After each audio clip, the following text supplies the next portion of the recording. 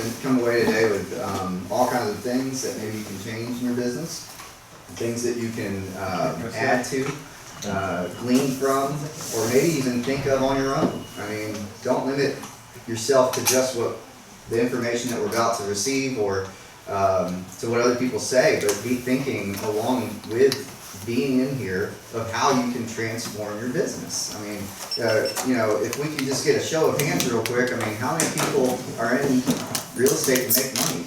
Are you, right? Okay, so we're a common denominator. We're a common denominator. So if we can come from that perspective and come from contribution today of just contributing to the class, that's what we want. We got it. I rehearsed it last night, sort of. We got about 6 minutes of slide that we can spend on. So before you go into any long stories, just know up front that we want to get through information today as well. So we want you to share. We want you, especially really good things. So be thinking, writing them down. If we can't share them right away, write them down on your notepad that you would like to share with the class because, like I said, we're all learning here. So we're just on this path together, and I want to come away with just as much information as you're coming away with today. Sound good? All right. Like any good class, like any good teacher, I guess, in any good classroom, we're going to watch a video because we're going to start off with a video. How does that sound? Does that sound good? Anybody a movie watcher? Yep. All right. Now, I got a 4-year-old and a 2-year-old at home. And we watch a lot of cartoon movies, but I thought this was great. And believe me, it's not going to bore you. It's going to be 5 minutes, so hang in there with me, okay? This is from the movie Zootopia. Anybody seen it? It's so good. Yeah? Did anybody realize the business perspective that you could glean from that? No. You will right now. And as we watch, I want you to write down, I mean just like, try to analyze everything that's going on and how you can be applying that to business, okay? So use your notepads, please. Everyone's got a pen, right? Yes. Okay, let's do it.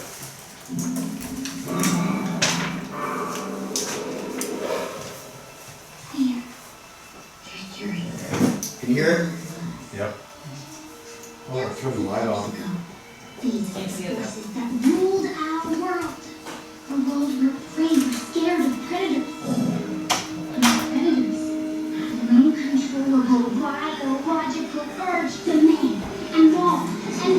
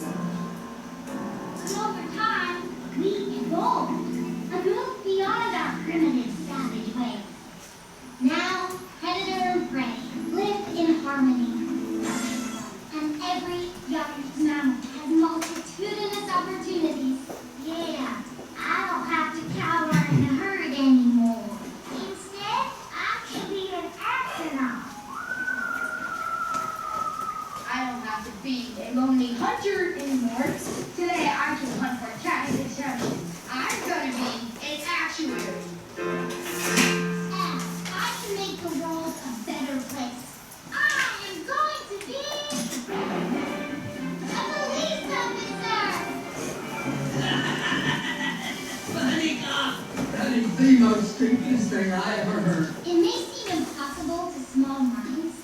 I'm looking at you, Gideon Ray. But just 211 miles away stands the great city of Zootopia, where our ancestors first joined together in peace and declared that anyone can be anything. Thank you and good night. Judy, you ever wonder how your mom and me got to be so darn happy? Nope. Well, we gave up on our dreams and we settled, right, Mom? Oh, yes, that's right, Stu. We settled hard. See, that's the beauty of two places, Judy. If you don't try anything new, you'll never fail. What your father means, hon, is it's going to be difficult. Impossible even for you to become a police officer. Right, there's never been a huh? No. Bunnies don't do that. Never. Never. Then I guess I'll have to be the first one. Because I'm gonna make the world a better place. Or, heck, you want to talk about making the world a better place, no better way to do it than becoming a carrot farmer. Yes. Your dad, me, your 275 brothers and sisters, we're changing the world. One carrot at a time. Amen for that. Carrot farming is a noble profession. Just getting the seeds on it. Under the soil, and covered in dirt. Yeah, it's great to have dreams. Yeah, just as long as you don't believe them too much. Where the heck she go? Give me your tickets right now. I'm gonna kick your meek little sheep butt. Ow! Cut it out, idiot! Dad, what are you gonna do, cry? Hey! You heard her. Cut it out. Nice costume, loser. What crazy world are you living in where you think a bunny can be a cop? Kindly return my friend's tickets. Come and get them. But watch out, I'm a box. And like you said, you don't know nice place. Us predators used to eat prey, and that killer instinct's still in our DNA. I'm pretty much sure it's pronounced DNA. Don't tell me what I know, Travis. You don't scare me, Gideon. Scared now? Look at her nose twitch. She is scared. Cry, little baby bunny, cry. You don't know when to quit, do you?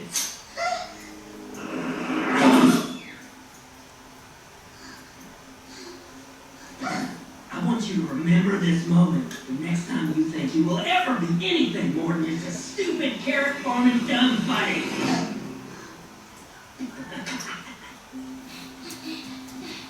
That was bad. Are you okay, Judy? Yeah, I'm okay. Here you go. Wow! You got our tickets! You're awesome, Judy. Yeah, that idiot Gray doesn't know he's talking down. Well, he was right about one thing. I don't know when to quit. Alright. That actually continues, the movie continues without ruining it for you. Turnabout's fair play, and Gideon gets it in the end. How many of you have felt the same way when it comes to people, maybe even clients, saying, hey, you good for nothing thing? Well, I did the right thing, I got your tickets back, right? I got your earnest money back, right? They stomp on you the whole time, and you still do what's right. And people just don't know the value of our business and what we do and how hard we work and hours that we put into it. So tell me, share with me a little bit of things that you got out of that. Never give up. Yeah, don't know when to quit. Always plan for the future. Grow yourself, knowledge, invest in, and learning about your field. Yeah. If somebody said you can't do something, you can still do it anyway. Yeah. Don't be scared to fail. Don't be scared to fail. Face your obstacles. You will get knocked down. Is that okay? Yeah. Yeah.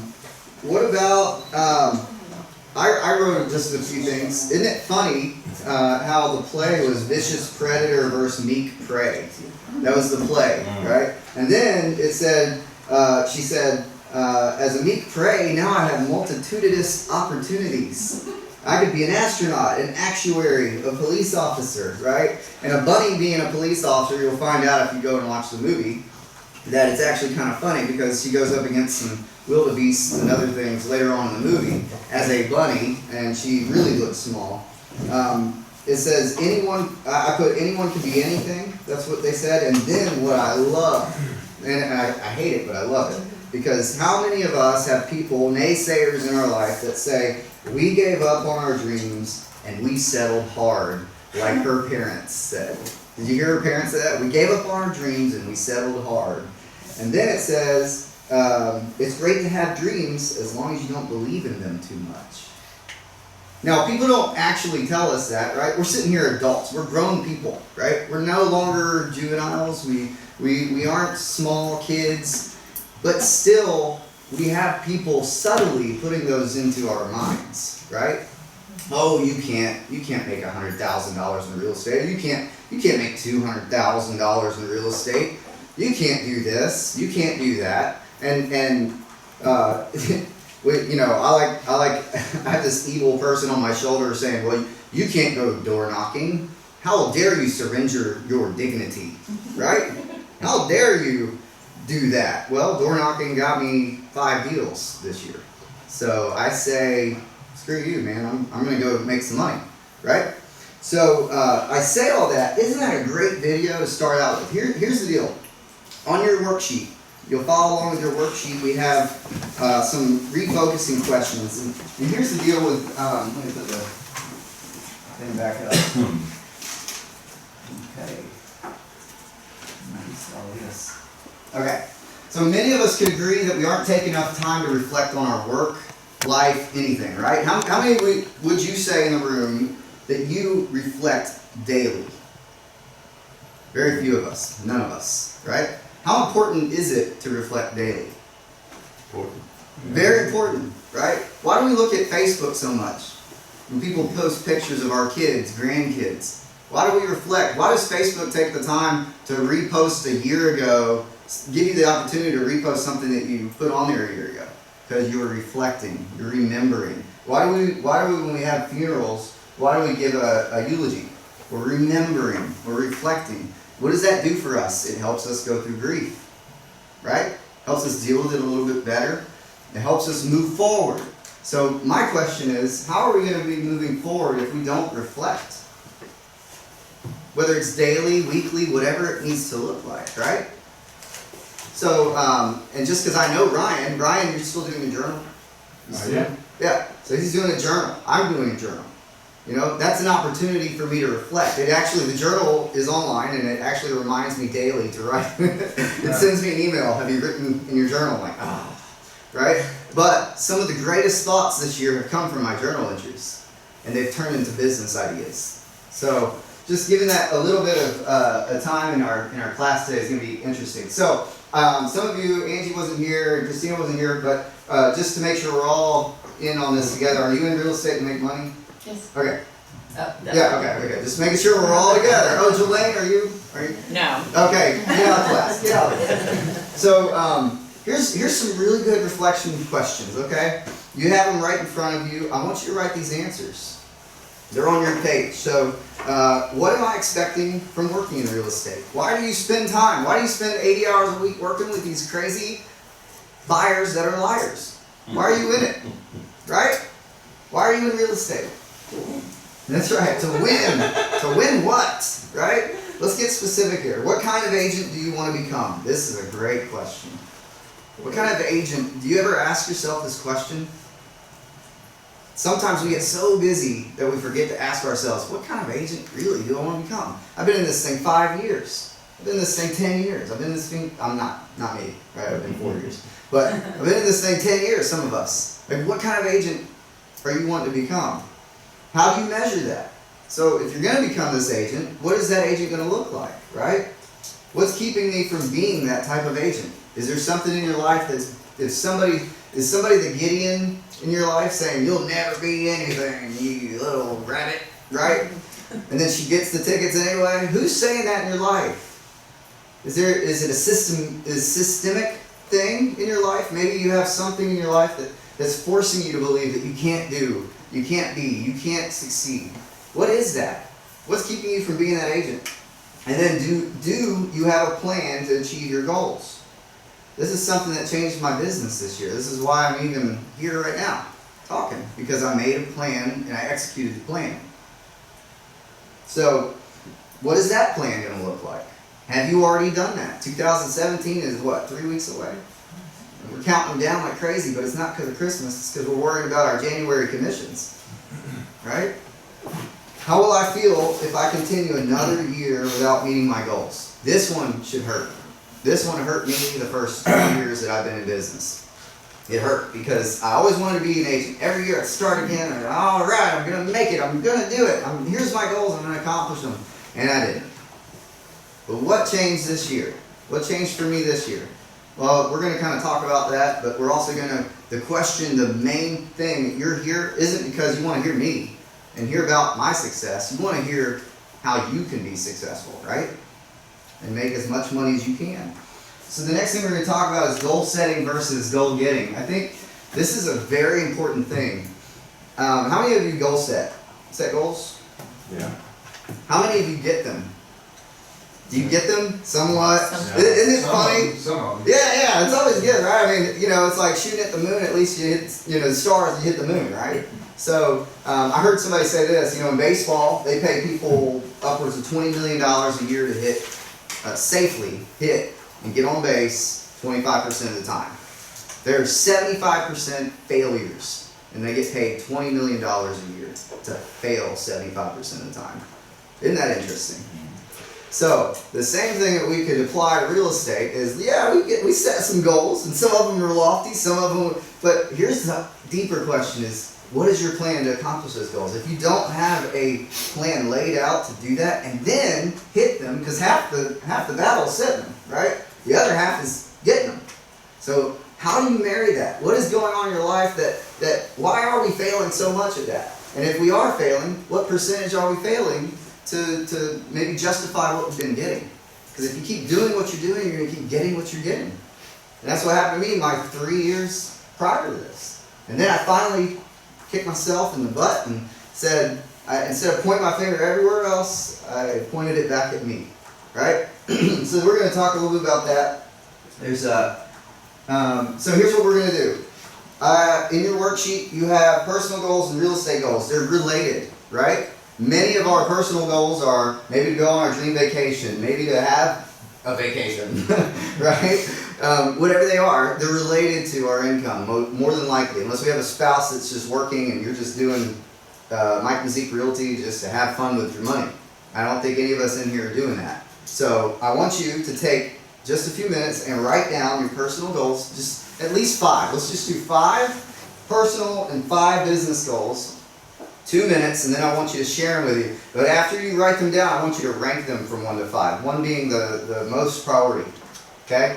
So your most priority goal for personal, maybe it's to run a marathon, maybe it's to go on a date once a month with your wife, or once a week with your wife or husband, and I don't know. Spend more time with the kids, coach a soccer team.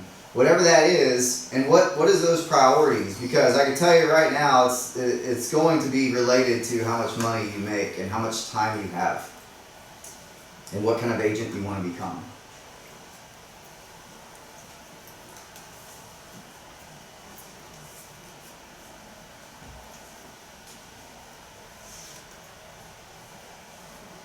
And then your real estate goals could be income, closings, maybe hours worked during the week.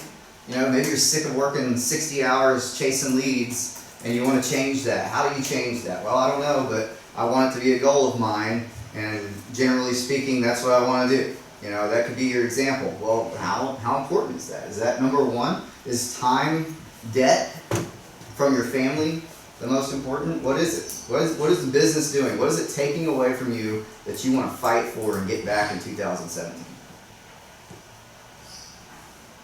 Anyone want to share, or anybody ready yet? Christina? Okay. Personal business. Both if you want. Okay. Do it in the order of priority though. Number 1 being the highest priority.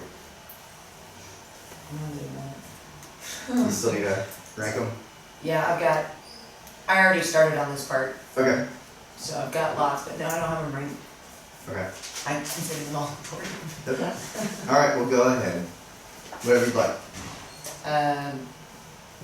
As far as personal vacation, family vacation, couples trips, me and my husband, and then I want to increase my USDA ranking. I play tennis, that's what that means.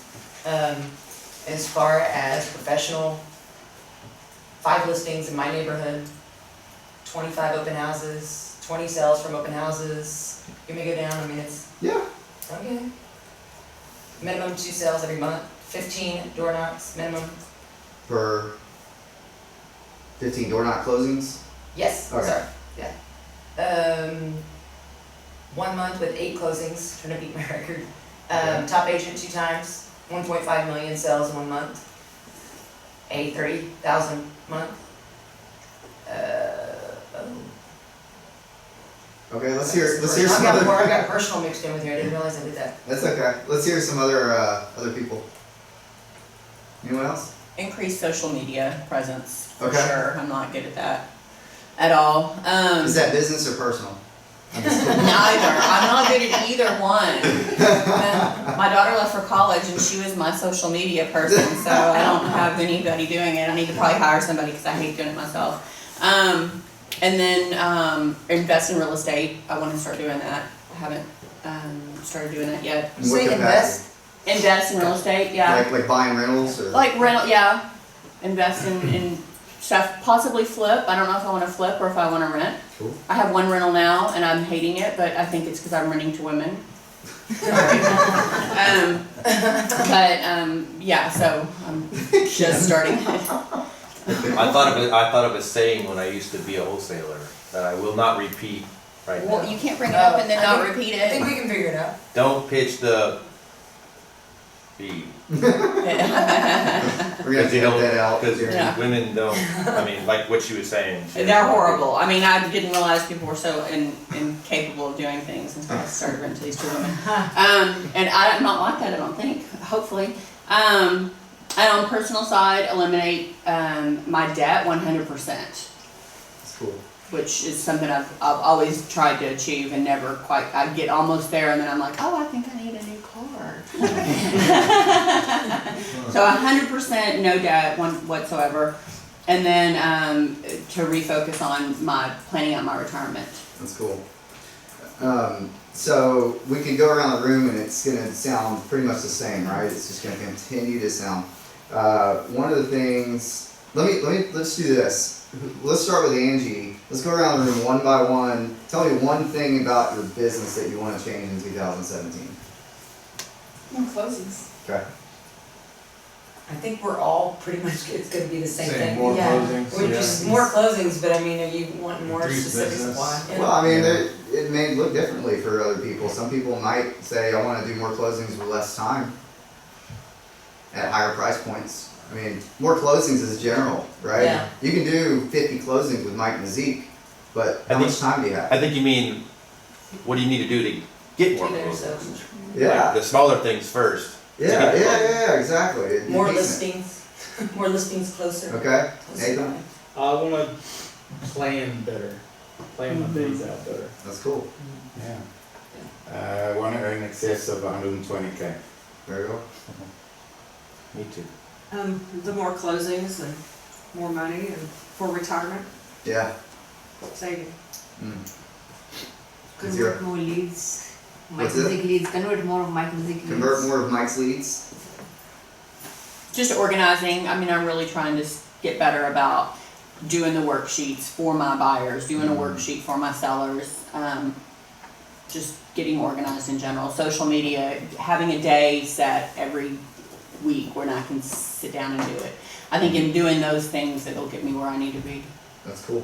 Yeah. Convert leads and set more appointments. There you go. I think I lack with those. I think all of us could agree with that, right? More money, but also more consistency. Instead of the so many peaks and valleys. 10 qualified buyers and all. 10 qualified buyers. Okay. I'd say, I wanted to increase my business. My goal was, I wanted to be the top agent 1 month out of the year. That's just, that's been a goal of mine since I joined. Just to. How many in here have gotten top agent at least 1 month since they've been with Mike and Zeke? How many times have you had it this year? Just once. Yeah. I came in second a lot. How many times are you in top 3? Well, I didn't start really counting I was top it. 3 twice last year. Yeah. Yeah, and you can always remember when you're in the top 3 because you're like, You're like a hair away or something. Or Yeah, honorable I've noticed that mention each once. month, it's like, that's just so small. So what we're going to talk about today is going to address Oh, probably might almost just have my everything movement that you there. did. So here's what I want you to do. As we address it, you don't have to say, hey, you addressed my issue. You don't have to raise your hand and say that. But I want you to write it down and learn from it and grow. Think of ways to grow in the next 2 hours that you haven't grown before. Because some of the things that you're going to learn from the mindset that I kind of put myself into, put me in position many months this year to win the award. Didn't mean that I won it every month, but I was up there quite frequently and I was consistent. So, some of the things that we're gonna come away with today aren't necessarily gonna be what I'm presenting to you. You're gonna be thinking of it yourself.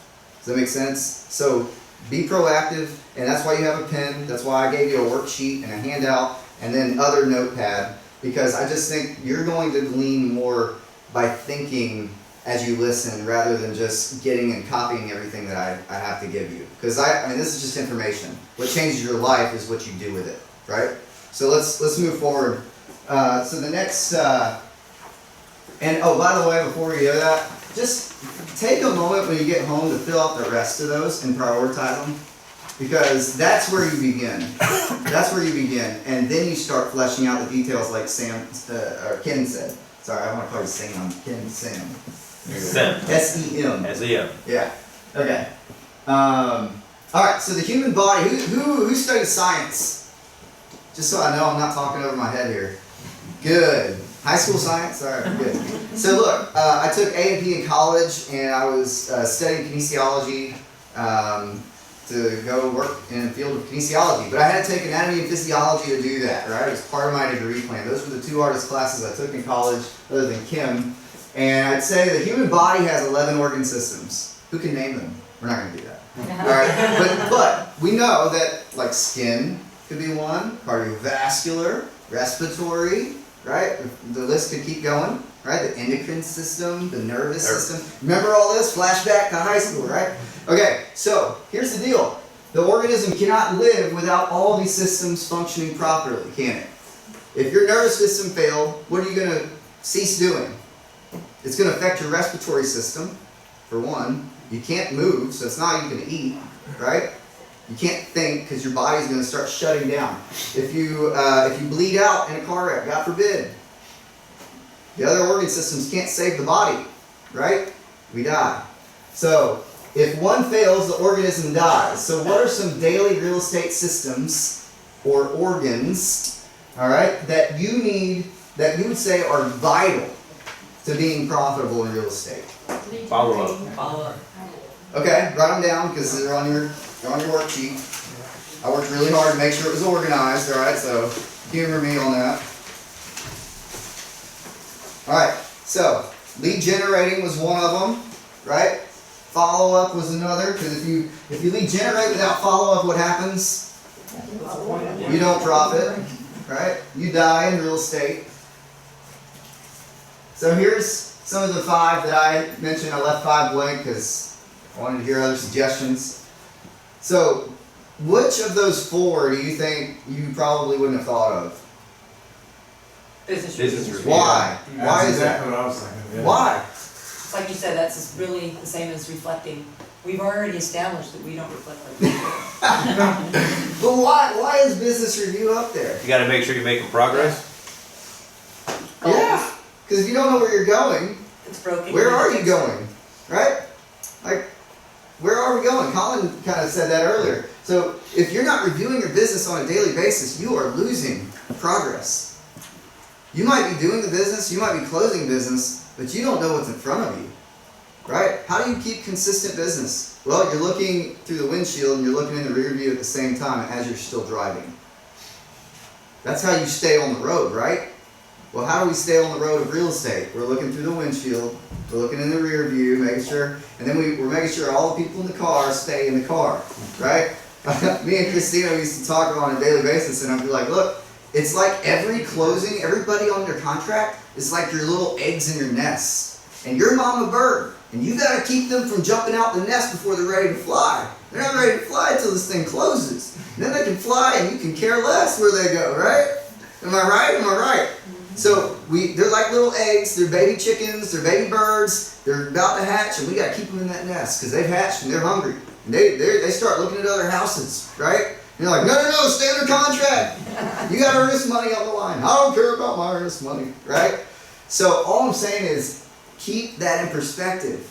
So if you want to close consistent business, you got to be looking ahead. You got to be looking back and seeing what happened and reflecting. And then you got to keep everybody in the car, you know? Buckle them up, keep them in the child safety seat, whatever you got to do. So this could also be related to your daily routine.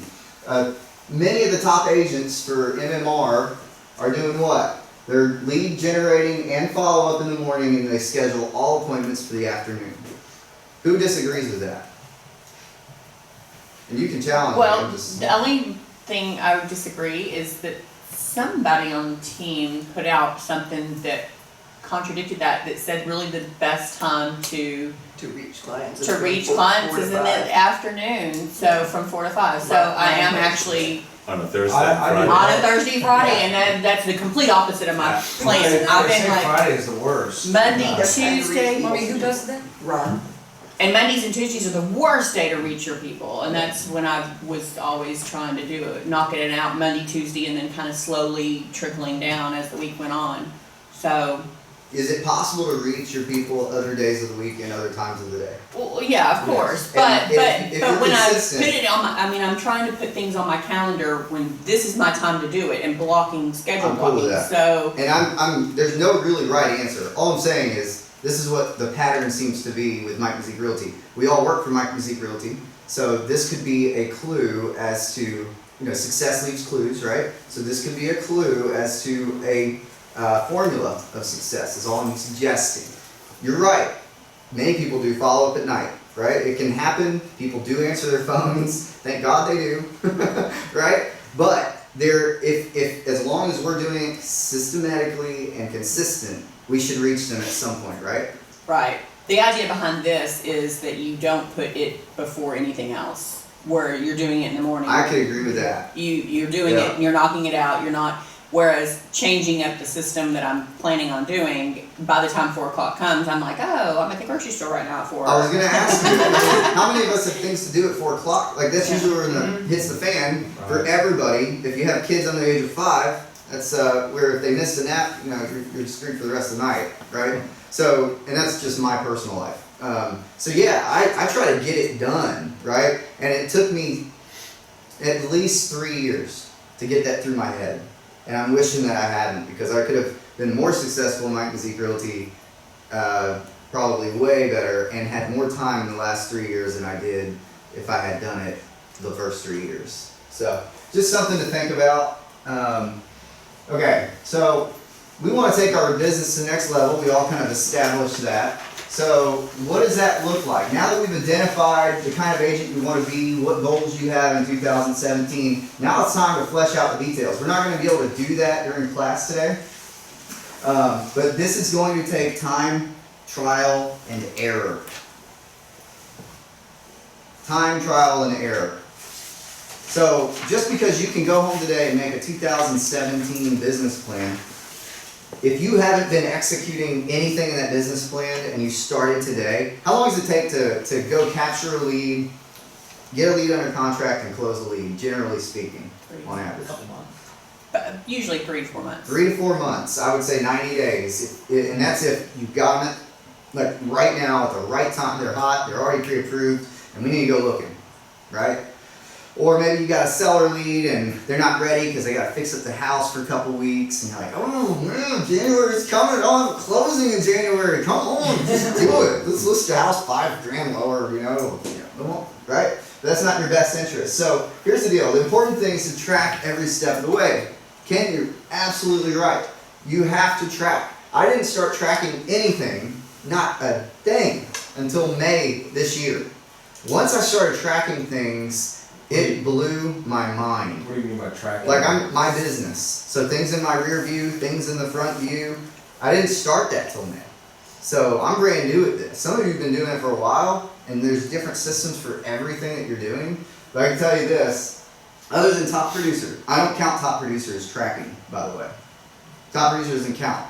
Top producer is there to put the people in front of you, that you have their notes on, that kind of stuff. That's not tracking them. That's not, I'll show you what tracking is in just a minute when I show you a slide of my tracking. Projecting your business is tracking your business. Okay, so if you're not, for instance, with projecting, so projecting anything, right? You're predicting, right? You're predicting, hey, this is what it's going to look like, right? Well, how do you predict something that's 3 to 4 months down the road when it's not right in front of you, right? You haven't made contact with that lead even yet, but then in your 2017 business plan, you want to have 8 closings in January. Well, what the heck? You didn't do 3 months worth of work to have the 8 closings in January. So how can you expect that, right? So now you have to redo your business plan, right? And project the right way. But if you're thinking about like, I don't know, big stores, like store chains like Walmart and other things like that, they have big numbers, right? They have big projection goals for every year. And they look at the fiscal year and they look at the bottom line and all the expenses and all employee salaries and all the benefits that they've been paying out versus all the sales that they've made, right? And they have to look at that and they go, hey, we want to project in 2017 that we're going to make like $500 billion. You know, whatever that number is. We are a small business. That's what we are. We're in business, so we need to be projecting, right? Would you agree? Mm-hmm. If we're not projecting, are we losing business, potentially? Yeah. I think so. If you don't recognize the importance of your lead that day for every time that you contact them, they become unimportant. And then they also become no sale. Make sense? So what we have to do is kind of get on the right track with that. So how are we going to use MMR to your advantage? There's a reason why we all signed up for this company, right? And we all have that reason in our minds. Some of it mainly was more leads, right? Mm-hmm. So how are you going to benefit from Mike and Zeke? So let's write that down. And I forgot to go on your daily routine, but before you turn the page, on the bottom of page 2, I listed out a daily routine starting at 5:30 a.m. to 6 p.m. If you work your business, I heard someone say, if you're working your business more than 50 hours a week, you can't stay profitable. Isn't that interesting? If you work at more than 50? More than 50 hours a week, you can't stay profitable and healthy. And the reason why is because you're sacrificing, at more than 50 hours a week, you're sacrificing your own personal health and lifestyle. And it makes you more unproductive in your professional job. Now, that's somebody's opinion. You can argue that all day long. All I'm saying is I heard someone say that and it made sense to me. And I have worked less than 50 hours a week this year and made double the amount of money I made last year. So it worked for me. All I'm saying is it's a suggestion. You can split hairs on it all you want. I'm just saying. I heard someone say that. So fill that out, by the way. Fill that out when you get home or something. And if you don't have a daily routine and you actually stick by it, or if you don't stick by it and you have one, you need to focus on this because this is the first thing that has changed my life. Like I know that Ryan has a daily routine. I've talked to him. I think Christina does. Some other people probably have one that I haven't talked to. But when we hit that, if we know, like in Top Producer, I put all of my daily routines before phone calls at 8:30 in there. So if it's a call with somebody or if it's, I got to be at my desk by 7:30 in the morning, like that's in my Top Producer. And then I have to go in there and click it as an activity if it's done. And if it's not, I have to move to when I did get to my desk, right? Because I'm not 100% accurate all the time. So you have it on your computer like little clicks? It reminds me by email and on my phone as a push notification. So I have to be at my desk. So if I haven't showered, that's a no-no. I gotta be showered and ready by 7 a.m., eat my breakfast, have my coffee put on by 7:15 in order to be at my desk by 7:30 each day. Does it happen? No, not 100% of the time. But at least I'm shooting for it, right? And when it does happen, I practice consistency. And consistency has been the difference maker of what has happened to me this year. All right, so some advantages of being with Mike and Zeke. What would you say they are? Other than what's on the screen? Well, not other than. You can use them. Lead generation, I mean, I personally, I like the one main phone line, everything coming in, it's just a huge advantage in my mind. For Mike and Zeke over some of these other brokerages. For the sake of this class, I'm going to say, I'm not going to call it lead generation, because did you generate that lead? No. No, Mike did. That's true. So you're following up with that lead. For the sake of this class, I'm saying that, okay? It's not to shut you down on that, I'm just saying, did you generate that lead? No, right? But you're here for the leads? Yeah. Yeah, that's the point. Important thing. Who else? What's good about Mike and Zeke? What do you like it? Not the person, but the company. I'm sure you love the person too. Support team. Yeah. Mm-hmm. The support team? In what way? You can always get an answer, whether it's from a fellow agent or from management. There's always somebody that you can talk to if you've got questions. Someone always kind of looking out for us. You know, if we're struggling, they see it and they notice it, which is good and bad sometimes because you feel like, oh, am I self-employed or not? You know, You're talking about but Anita? accountability. I mean, there's definitely accountability. I didn't have that before, and it's good to have somebody, reaching out to you and saying, hey, what's going on? Or things happening, and you're like, yeah, I need to refocus. I haven't been. So having that accountability is not something I've had with any other broker. They care. Feel the same way. The broker that cares. Yeah. The systems that he has in It place. takes Yeah. a while. What systems? Yeah, at What first I was systems? kind of, He's pretty hardcore, and again, I don't wanna go back to his lead generation, but I mean, it just gets to, eventual for any lead that you come in.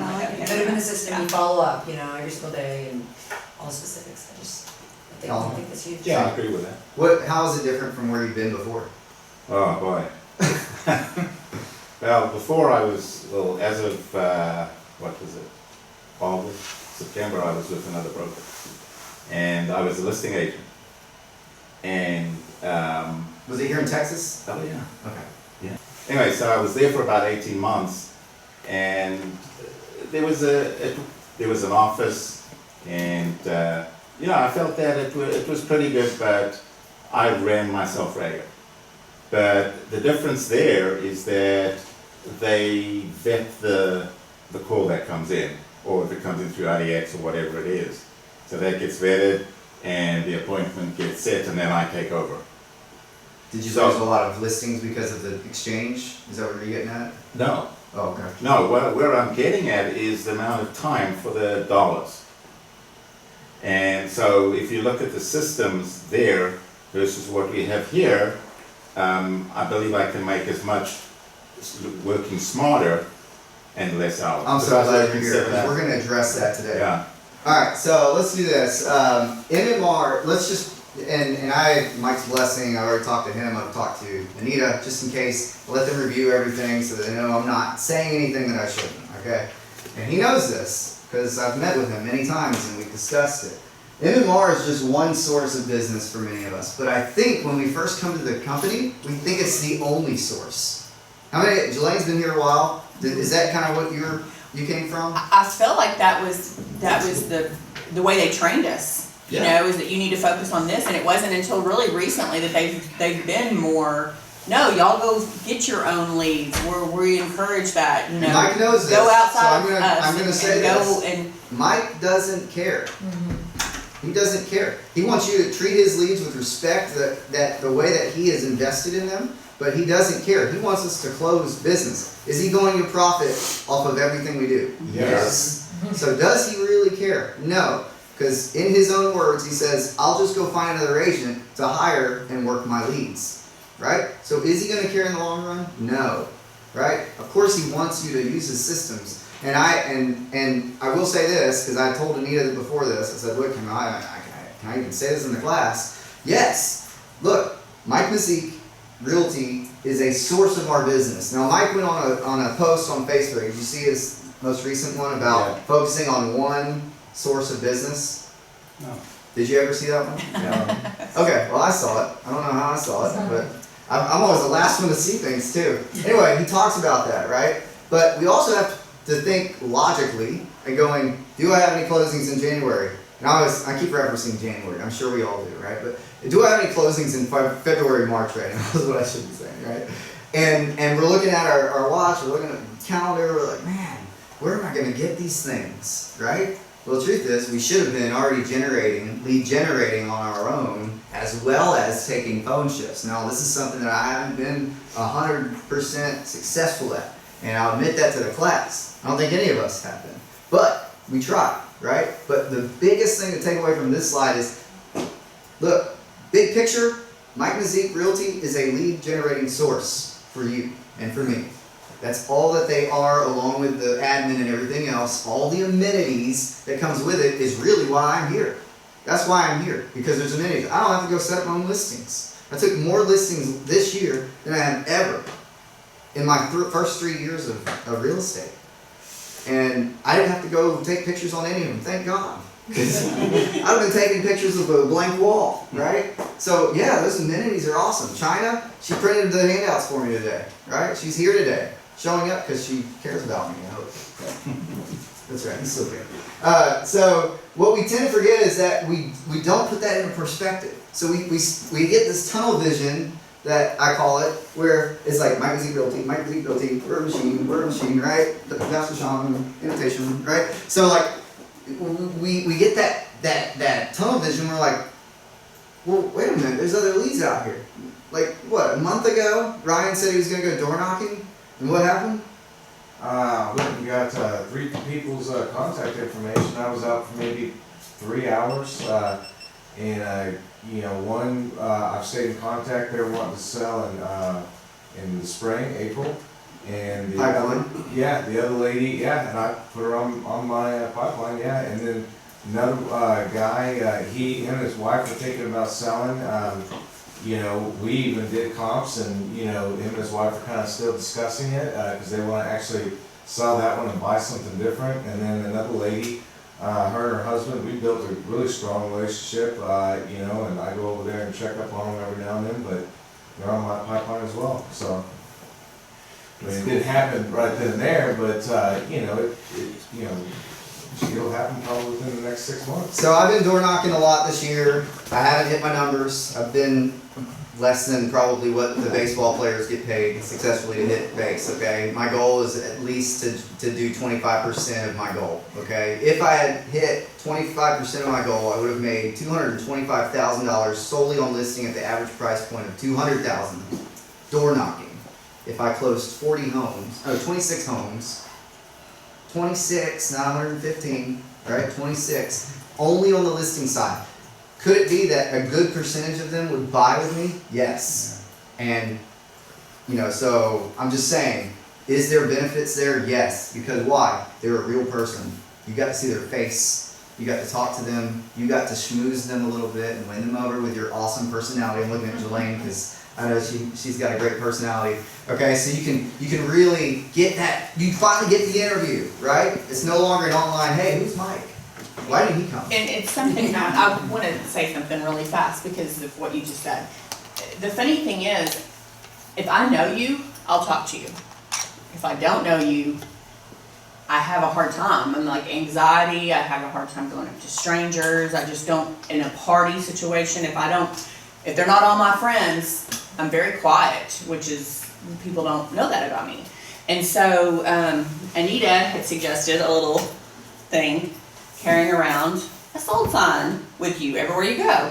Well, I'm not going to just like walk around with it, although he did take it to the gym. I thought that was hilarious. But I put it in my briefcase, and I'm trying to get better about going to a restaurant and sitting at the bar and eating a light lunch or something, which is, once again, out of my comfort zone. If I don't have my girlfriend with me at a restaurant, I'm like, I'm not going to go to a restaurant by myself. Y'all crazy? But I'm making myself do it, and I'll take my little briefcase and set it in the little bar stool next to me. I've had quite a few people say, oh, you're real estate. And we've struck up a conversation. Now, they might not be really interested in buying and selling, but I give them business cards and I tell them, tell your neighbors. Never know. Tell your neighbors, tell your friends. Yeah, and let's not forget, it's a numbers game, real estate is, right? So if you hit your numbers, the averages should work out in your favor at some point. But the consistency of hitting your numbers is where many of us fail. And I have done myself. Right? So then we end up with what we get because we weren't consistent. So let's do this. How many MMR closings have you had this year? Don't say it out loud, but write it on your paper. Do you know? Off the top of your head, you should know. Or you should have access to your CDAs right now and just go count them up real quick on your Dropbox. Dropbox still exists? Okay. Just making sure. Isn't it cut off this week? Till the 15th. 15. Let me just say, admin will still have access to everything. We're not getting rid of our admin, so if there's stuff left behind, it's not gone for us. We can see it. So if there was something you like, we can retrieve it for you and get it to you. But you will no longer have access to Dropbox. Okay.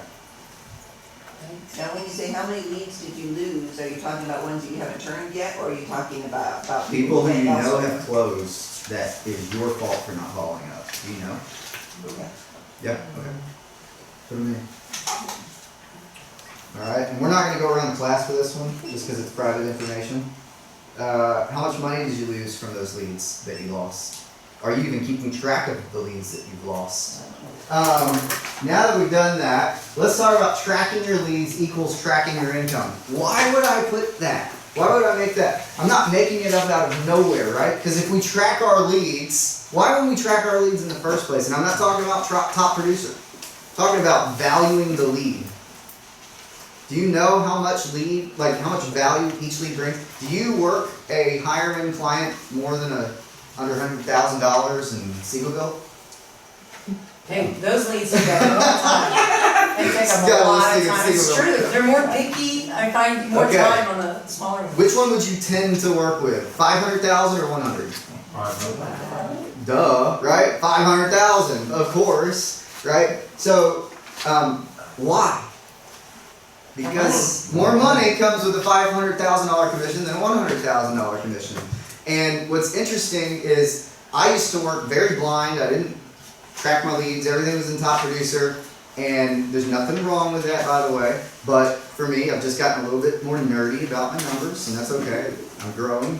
And now, and you're going to see it in just a minute, I have a spreadsheet that keeps track of the value after my split of every single good lead. That means somebody that's pre-qualified as a buyer, maybe I've met already, I'm showing, that kind of stuff. That means listings that I've actually talked to people. I've done a CMA on their house, so I know, relatively speaking, and I estimate on the low end. So if it's a range from 225 to 250, I go ahead and I put 225 in there. And then after my split, what am I going to be making, right? And all of that's laid out. Why would that be important as far as what I'm working? Return on investment. Exactly, and you know better than anybody. Return on investment's so important, right? So that's why we do it. Well, without working the system the right way, we can lose thousands in commissions. Am I right? We've all lost thousands before, have we not? And what does it do? Does it feel like you broke up with your high school boyfriend for like 4 days? You're like, oh, or your girlfriend, you're like, how could she cheat on me in high school? This is so hard. And they fired me. And then they hired this other agent. And they talked to her without permission. And I had an agreement with my person, right? And you just, and you can lose thousands if you're not careful. And I've estimated that working the system right with Mike Mazik Realty, we should be earning $5,000 to $10,000 a month. With 6 phone shifts or whatever. What are we giving? Is it 6? Varies. 4, 5, 6, whatever it is. Whatever it is, the max, we should be earning at least $5,000 a month for Mike's leads. If we're working them right and we're taking care and considerate control over that system. If we're not, why aren't we making that? And here's the other question is, what are we doing to replace that if we're not that month? Because it does happen. It does happen where maybe closings get pushed and next thing you know, you've closed the month with nothing, right? You're like, ooh, really needed that, right? That was my down payment for the vacation I was going to be taking, but I guess we're going to have to cancel, honey. And then disappointment fills the family, right? So where is that extra money replacing if it's not coming in there? So here's the deal. How much does that tell me about my own income potential from lead sources that I decide to generate? Not what Mike generates, what I'm doing. Am I carrying that sold sign around enough times? And was there a conversation that I knew I should have asserted myself into a little bit more rather than just saying, oh, what's that? That's a pretty sold sign. All right, see you later, right? Oh, no. You noticed the sold sign. Why would you notice that? Other than it's right here, right? Like, is there opportunities that we should have capitalized on? Now, what I'm talking about here is personal generated business and the significance, the value of generating your own business. As a lead source, right? Generating your own leads and coupling them with Mike Mazik Realty as a lead source. Does that make sense? Keeping that perspective. Now, again, Mike Mazik Realty is a great lead source. We get tons of them, right? They're awesome leads. But every now and then, if we don't have a closing for 2 months and we're wanting to put the blame on Mike when we could have been doing something ourselves, I hate to say it, but we're accountable for ourselves. Mike and everybody else, China, they're not accountable to us other than what they're responsible for the company. So where does that point the finger back to?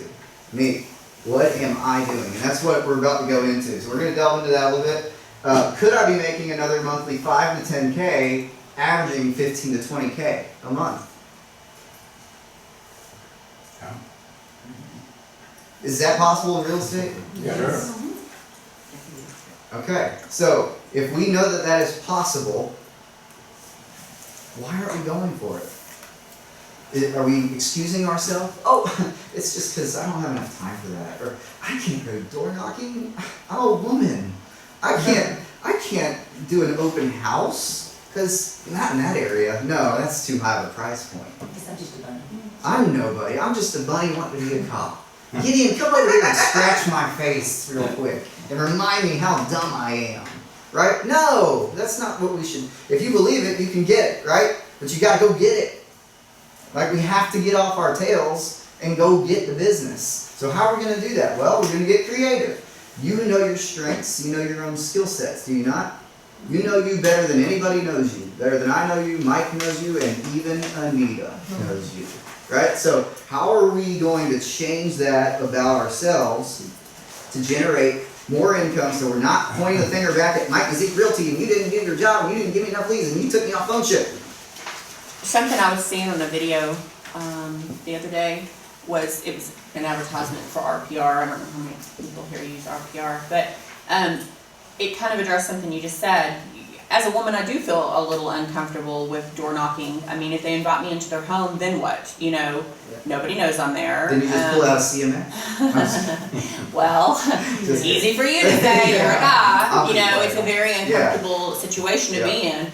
And it's another reason why I don't typically do open houses. I had a bad experience with that. So, but on this video that I watched, it showed, it took 3 people with each person had their own strength. One was a talker, right? And one was a data guy. And one was, you know, just kind of a good buffer between the two. You know, they were able to talk, still good at information. Anyhow, the one person had the little RPR app. Only the 2 girls walked to the door, but the guy stood at the sidewalk, which was nice. There was like a presence there. And the one girl, you know, did a lot of talking and real personable. The other girl kind of would notice when things were forgetting to be said and would add it in or whatever. But then the data guy, they'd call him up once they got somebody who was really hot, you know, that was really actually considering selling their house. Well, let me bring Jeff up here and he has some information about your personal home and what your neighbors' houses are selling for. And they were able to look up comps right there from the RPR and, you know, give the people some information. But I like that because... Now, who took the lead if you converted it?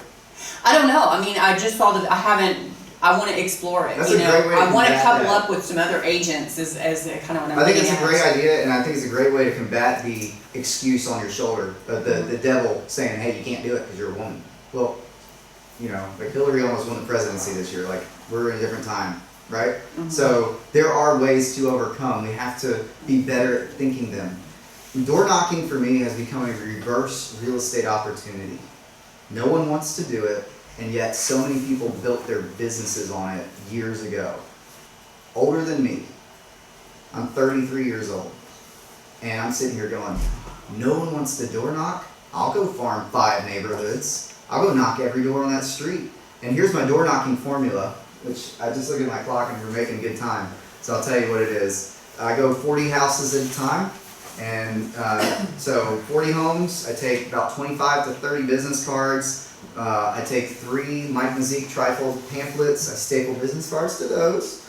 And then, and this is important, you want to make sure that they're not calling in to the team.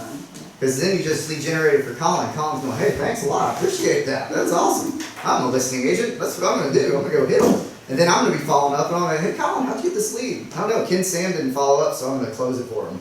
Right? No, I'm just kidding, dude. So all I'm saying is we have to be careful with that, right? So make sure that all your materials representing Mike Mazik as the broker, making sure that all contact comes back to you. You don't want it to go into the team and the next thing you know, you're fighting over a lead. And I don't know about you, but I feel that most people on the team, unless they're brand new and they just haven't figured out how to search top producer the right way when leads come in, most of the people will give that lead back to you knowing that you had generated it. So if they aren't, you would probably go to Ken, you'd probably call that person and just say, hey, look, you know, this is something I worked really hard for. You know, if they're good enough of a person, they'll honor that. You know what I mean? So when I go door knocking, I do that, and then I take 2 or 3 Mike Mazik folders. Yes, they still matter, right? Because they're huge. And a business card can get lost in somebody's house very easily. Even the trifold pamphlet can go in the trash can with a flip of a wrist, right? But man, if you want to put a Mike Mazik folder in the trash can, you gotta kind of bend that thing over a little bit and put it in, right? Well, guess whose business card's in there? Stephen Taylor, Mike Mazik Realty, right? And I'm gonna sell your house. Well, you throw that away, but just know that's gonna cost you $1. Right? Just know that costs some money to develop, right? So those are some resources that, this is how I do it. And then I have I'm old fashioned, not really, but I am, because I haven't figured out a better way yet, but I have a composition notebook that I keep every house that I go to. I don't want to go over time here, but every house that I go to, I put the street address at the top of the page, then I put the street number, and then every house I go to, I write down what happened. I ring the doorbell once, wait 20 seconds, no one comes to the door, of course. Ring the doorbell again, no one comes to the door. I walk back out to the curb, and I stand in view sight line of the door, the front door, to where I am on the sidewalk, writing down a note. Not home, car in the driveway, dogs barking, and loud TV. Maybe I want to come back because this says nice landscaping. Next house, boom. Don't want to spend more than 5 minutes a house. And then, trying to think of one of the other really good pointers. Oh yeah, so scripts. I've lost them in Dropbox. I don't know what happened. I was trying to transfer them to Skyslope and I don't know what happened. But I had some scripts. I might have to write them out again. But the general thing to do is just be genuine. You know, Ryan called me the other day. He's like, "Hey, do you have any scripts? What is it? Did I ever email you those, Bob?" If I did, I want them back. I can find them. Yeah, what's your Okay. opening line? Like, what do you, when you get something? I'm like, "Hey, you want to grab some coffee?" No. So yeah, my friend Jelaine here would love to come and tell you right now. So, you know, it's just being genuine. So like, for instance, I'll usually, before I go into that neighborhood, depends if I have a sold listing, a current listing, I usually door knock around my listings. I door knock around buyers that have sold. So, hey, I just recently sold. They don't have to know I didn't list it. Hey, I just recently sold a home on Carver Street. Love to list your house on Sikorsky Street. You know, in Wiley, because I focused on Wiley this year. You're going to see in Wiley, you know, almost 50% of the homes I've sold has been in Wiley. So I'm kind of a Wiley expert. Now, I don't go, "I'm a Wiley expert and I'm wearing a tie today." Did you notice it's really shiny? I got a little clip on there too. Like, I don't do that, right? So it's very personal. And you can always read. Like, I had one lady, she's African American, she answered the door, and she goes, "Do I look like I have a for sale sign in my front yard?" I said, "No, you don't, but you could." and when I heard her say that, I knew that she wasn't a prospect. So I just immediately turned it into a joke. Okay? "No, but you could. Have a nice day. I appreciate you answering the phone. Oh, before I go, do you know anybody, neighbors in that point, that have been talking about selling?" "No, and I wouldn't tell you to, save my life." Blah, blah. "Okay, thanks. You have a good day." Right? You just walk away, right? But that happens. I thought it was going to happen every other door. When I first thought about door knocking, I was like, "Oh, I don't want this to happen to me. I'm going to get shot at the door. I know I am. So I need to go get my concealed carry," right?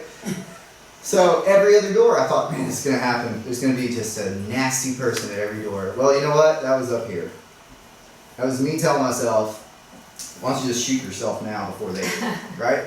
So I realized that it was a very low percentage of people that actually are nasty. Very low.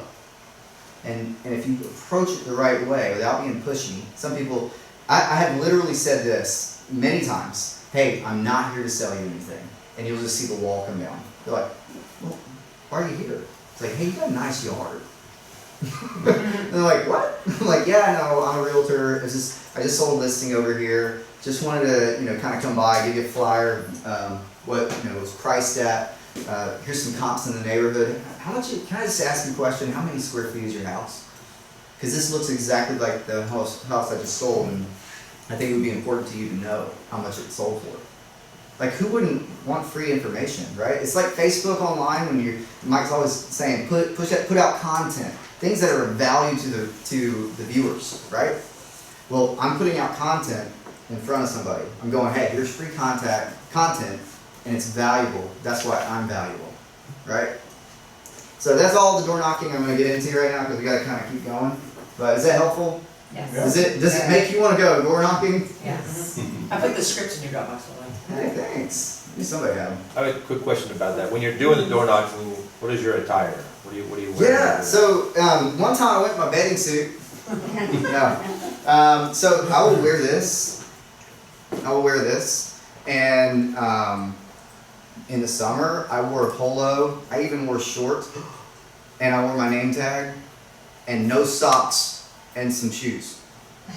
I looked like I was about to go on vacation and still got my 3 contacts. By the way, the formula is 40 homes, right? You take those 40 homes, and it shouldn't take you any longer than an hour and a half. I've learned that anything longer than an hour and a half, I'm done. I just can't do it. I'm done talking to people. So 40 homes, it should generate you at least 3 prospects, and here's how. You might go, well, 40 homes, 3 people in 40 homes, that's high. Yeah, it's also based on referral. Because once they say no, guess who's asking for a referral? Hey, I figured, you probably sold it last year, didn't you? Yep, sold it. I bought it last year, I'm not ready to sell. Hey, besides the fact that it went up 30 grand this year, who do you know that is selling? Because you were just a current buyer, in the last year. You know how difficult this market is. I got buyers out my ears right now, and we can't find the right house. Who do you know that's selling? Please, just help me. Point me in the right direction. Literally how I talk to people. It's not, well, I'd love to give you a more formal interview. Let's talk over some coffee. I'm like, hey, point me in the right direction. I got buyers that are desperate to get in a house right now. And people will point you. They're more likely to help you than they are to sell a house sometimes. But that leads to deals. Here's a perfect example, and then I'm going to move on. I went door knocking one day, and it was a street on Fleming. Anybody show the Fleming listing I had this year in August? It was in Wiley. Anyway, went down that street, 4th house in, I door knocked this guy. It sounds so weird. I door knocked this door, and this guy comes out, and he's like, no, I'm not selling. The guy behind me is. I'm like, all right, let's do it, And the hailstorm had just gone through. It was about 2 months after, so people had already been doing repairs. And he goes, I go, how do you know he's selling?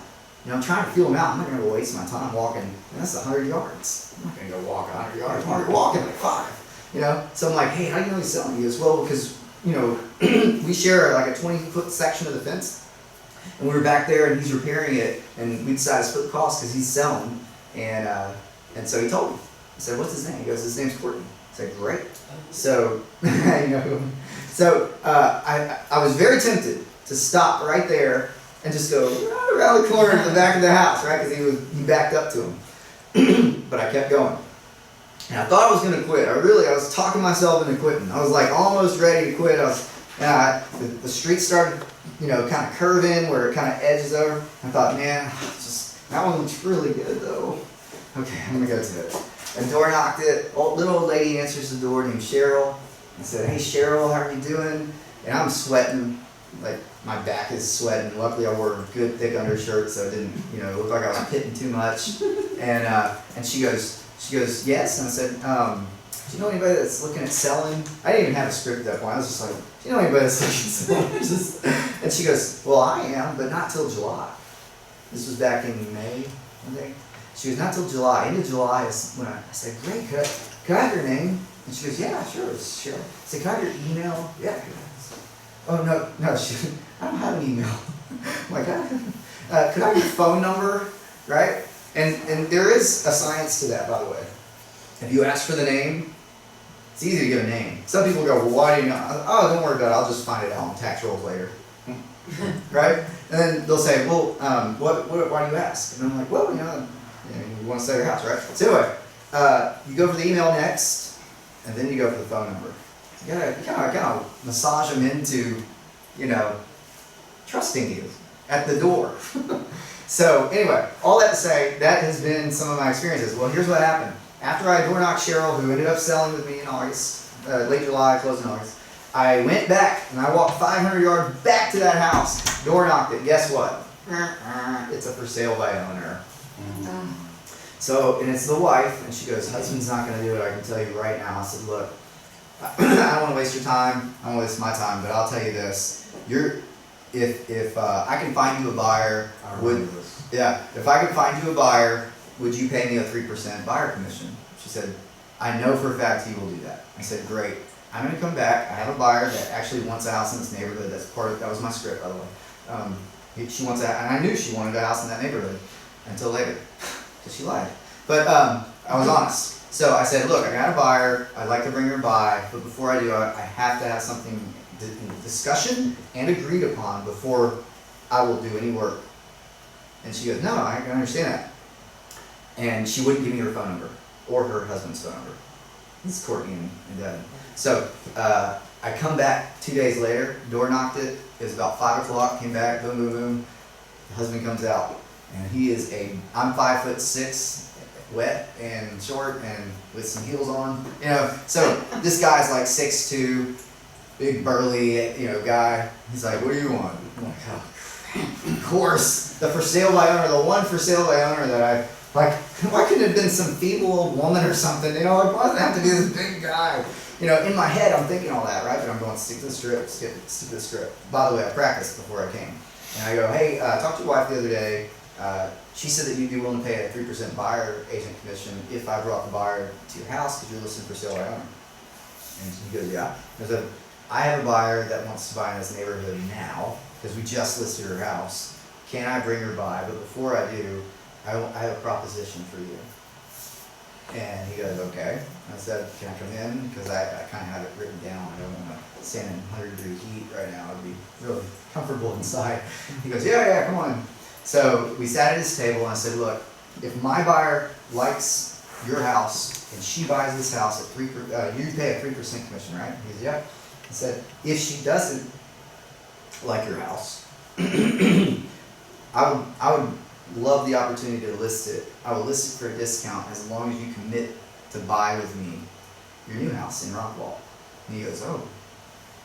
I said, yeah. So if she likes your house, you pay me, I'll list it. No, this is what it was. I'll list it, and I'll only take the buyer agent fee. I'll do all the contract work, and you'll pay me 3%. Now, does that seem fair? No. But I knew that there's a purchase, almost $400,000 on the other end of it. So sometimes it's not worth the fight to go, well, I'm going to get my 6%, right?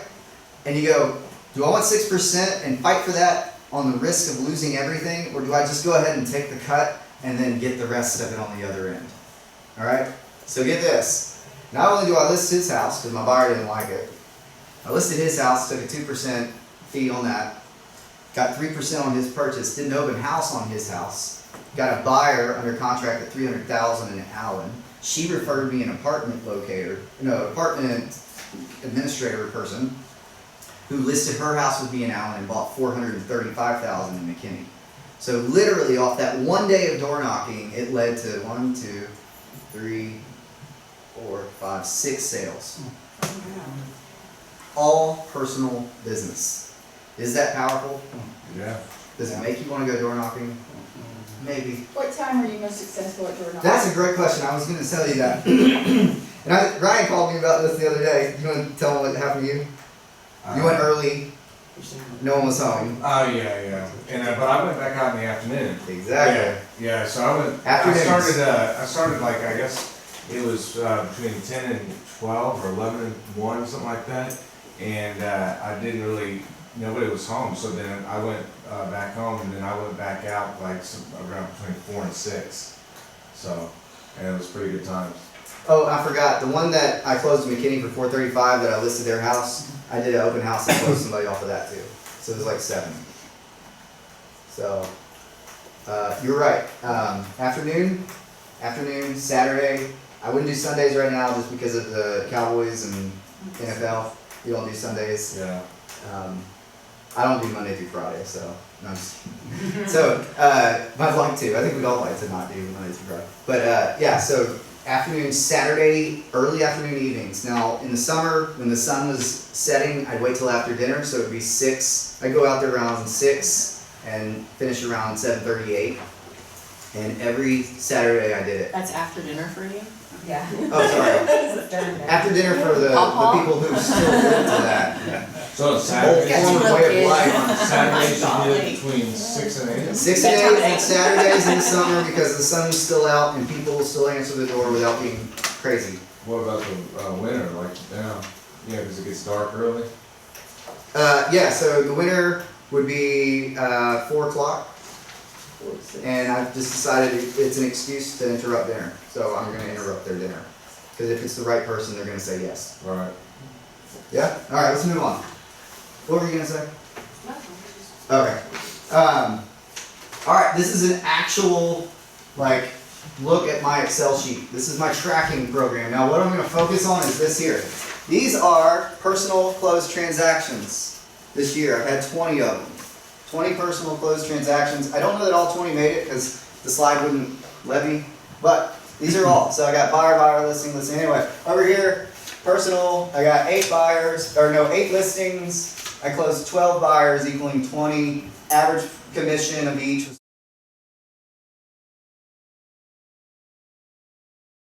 Alright, so then over here, I got addresses, which I still don't know why I do, to be honest with you. I probably should just not worry about it, but I do. And then I got the sales price, of course, when they closed in order, what would you call that order? Chronological. Chronological order of when it happened in the year. So January, March, May, June, July, August, September. And then I got my GCI on each of them. Some of them were flat fee. And then I got my GCI amount, so how much money did all the commission generate, and then how much did I net after each of those. Now that one was a 6% commission, DR Horton bonus, that was awesome. And then over here, are some others. Now here's what's really cool is I sourced it. So over here, now I didn't print this out because this is my own information, but I sourced it, personal, referral, personal, Trulia, which I had a seller campaign for, which I canceled. Can you imagine why? Because it's the only one on the list that I closed that was internet marketing. Isn't that interesting? Reverse opportunity. Referral, open house, door knock, open house, personal, open house. So where do you think I concentrated my business? Right? Face-to-face stuff. Absolutely. I'm tired of getting lied to. Tired of those ugly Mickey Mouse emails. Or go screw yourself at AOL.com. Right? I'm tired of that. So I said, you know what? I want to meet you because I'm a cool guy and you'll like me. I promise. Just pay me a 6% commission. Okay, 5. Alright, so other key questions to ask yourself. How can I maximize everything that MMR offers me as an agent? This is important. I know we just got done talking about personal stuff, but this is important. You have to take advantage of Mike Mazik Realty. You have to. The runner. Everybody like the runner? We got a new runner, right? Yeah. Everybody likes the runner. Maybe the client concierge program. What are those agent amenities that I'm taking advantage of? So are you taking advantage of every opportunity? If you're a listing guy, Colin, and you want to list 50 homes this year in 2017, you join the right company because our listing coordinator, who used to be China, she's thankful she's probably not running around anymore, but our listing coordinator does a great job, right? And so you can trust them fully to go take pictures, professional pictures, put the listing in a timely manner, change the listing status at the blink of a text, right? How cool is that? You don't have to do that anymore, and you get to maximize the amount of dollars for the time spent. And that to me is huge. Have I projected the amount of closings for MMR next year? Probably, because many of us just use MMR, and before this class probably just thought of it being the only source of leads, right? And that limits us. And Mike wants us to go close our stuff. He's told me several times, Anita, several times, and I finally owned up to myself to go out and do it, right? And it's changed my life this year.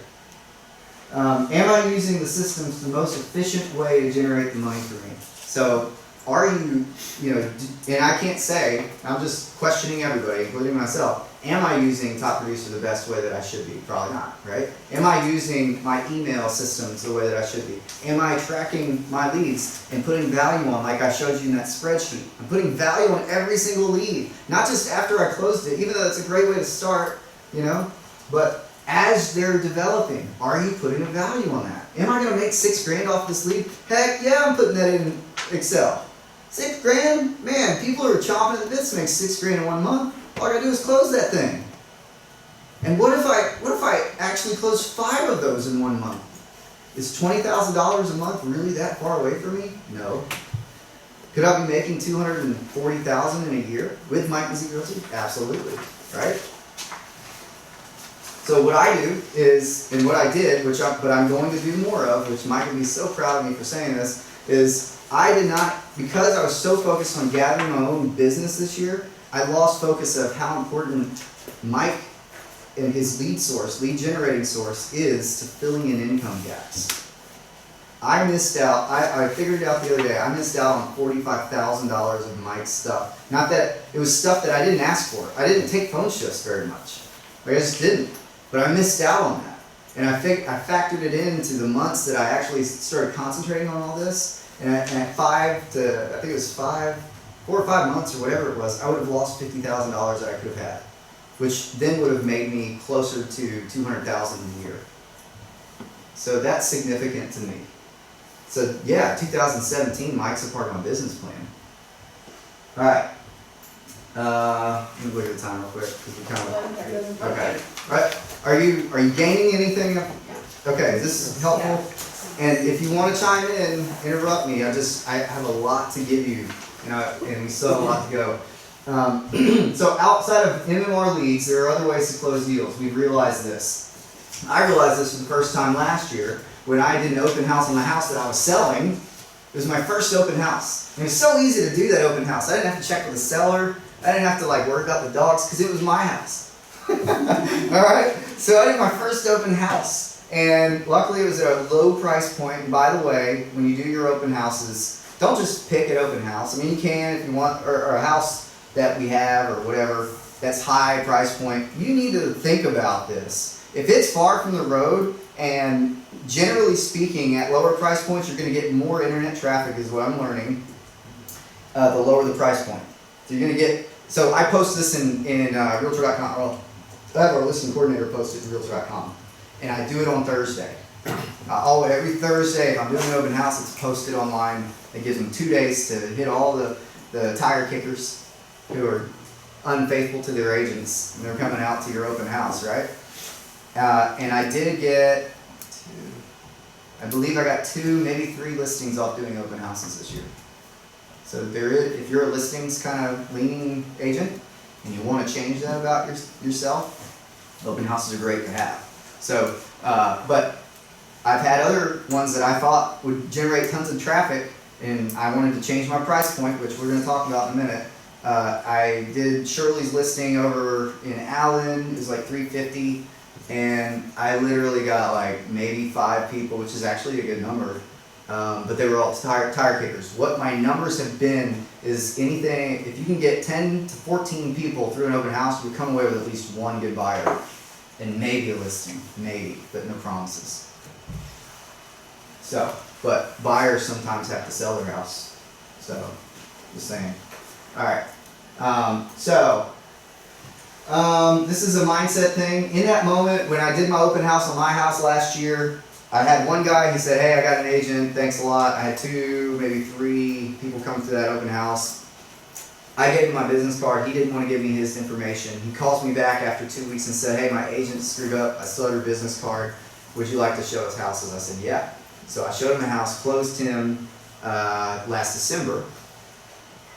His girlfriend referred me to a coworker who listed their house in Sage Creek with me on Admiral earlier this year. They're actually buying this week. We'll be closing on a new build with D.R. Horton at 4% commission plus $1,500 bonus because I pulled from the Christmas tree last year. So that person referred me another person who I closed, a buyer this summer. So I mean, there's a whole chain reaction here. And I gave you the example from door knocking, now I give you the open house example, where I think that's what, 4 deals or something from that? What's the best price point for open house? If it, I would do as low as you can, not as low as you can. I would probably go to the 200 and nothing below, unless, I want high traffic. I want to get 10 people through that. So however that needs to look, try to find it. If it's Plano, where you know it's going to be high traffic and high interest and higher price point, go there. I did one on Brick, or I don't know where it was, but ended up listing a house in the same neighborhood because somebody curious came by and was divorcing. You know, so it's just one of those things. Like, it's a numbers thing, and you just gotta hit your numbers. And demand is what you want. The last thing you want to do is like yesterday when I had one person come by an open house and they were represented, and then I spent 2 hours in the open house on a Sunday when I could have been, I don't know, being with family or something. But because Saturday didn't work out this week, Sunday was my day. And typically I would be doing, if I was doing door knocking consistently, which is 1 to 2, maybe 3 times a week, and hitting my numbers there, I'll do 2 open houses a month. So that way I'm not doing open houses every weekend as a single agent. Okay? Any thoughts or anything? Any other questions? Okay. Alright, so here's a thought. How would you like to take control back of your life and go, I want to have an average price point of $300,000. Do you know your average price point, by the way? What is yours? About $298. That's a great average price point. That's good. Yeah, I think we need to know. Because there's more money per sale. Per unit sold, you're making more money. Does that make sense or not? Right? It makes sense to increase your price point.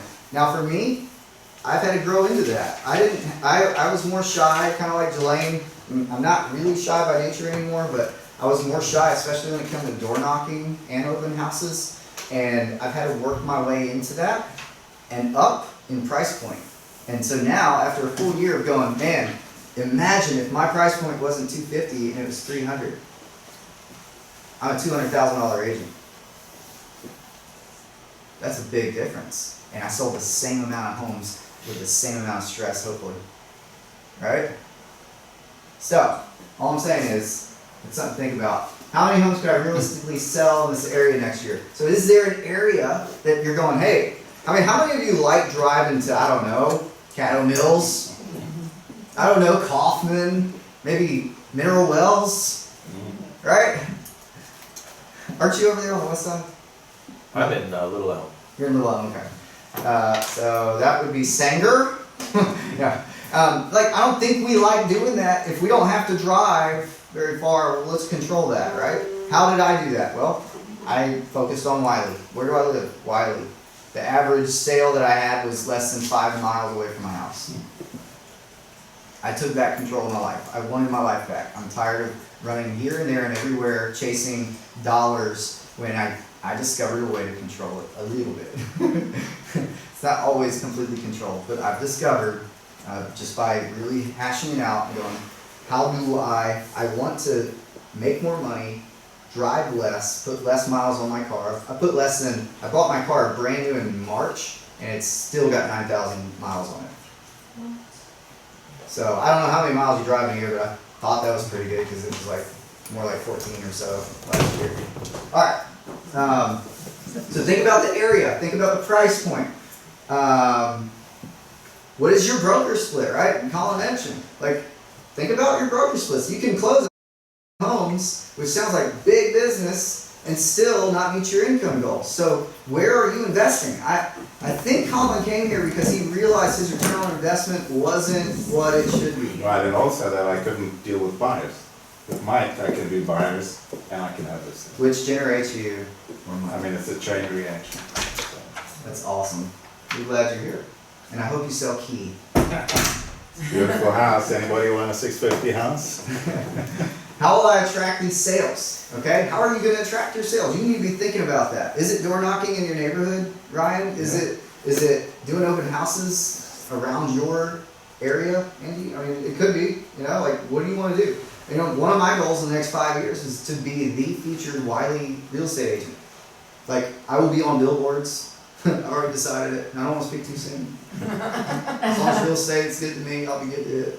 But Do you do any flyers, mail outs for me? I've been thinking about doing that, but I just feel, I'll talk about that later. I'm doing things, I'm acting like I'm broke with everything I do. That's why I shut down my Trulia campaign. Now I did make a return on my investment with my seller Trulia campaign, by the way, but it took a whole year, and I probably made $4,000 in return, but all the other leads were crap. So I shut it down because I'm generating way more money free by knocking on somebody's door and just surrendering my dignity. Have you tried the Facebook campaigns? I'm thinking about getting into that, but again, for me, I'm trying to act like I'm broke. So I'm just trying not to spend money and make money. And then once I get to a point where I can go ahead and feel better about reinvesting money, I'll do it. So that's just me. You can do it however you want. I know me, and I'm just one thing at a time guy. I can't. I'm like a tortoise in the hare. I'm a tortoise. So when do I need to start lead generating? Yesterday. I put now, but it's really like 2 months ago. Right? Right? We all know that. So 3 steps, simple steps to take back control of your life. Determine the area you wish to sell and focus on it. That's it, right? Number 2, determine how you will gather leads from this area. Is it internet marketing? Is it open houses, door knocking, just sold, mail outs? Here's your mail out. Track your efforts. If you're not tracking your efforts, you don't know where you don't know which way is up, down, backward, left, right. You don't know. And you'll make the same mistake over and over again if you start making mistakes. So I would highly advise you to track this. Mike is like a tracking hawk. Back when I was just looking around earlier, China was here before me. There's no one else in this room that was here before me on this team, and it was just short 4 years ago. You were on the team before I was. You're the only person in the room that was. And back then, Mike, when we would close a deal, Mike, this will be humorous to some of you.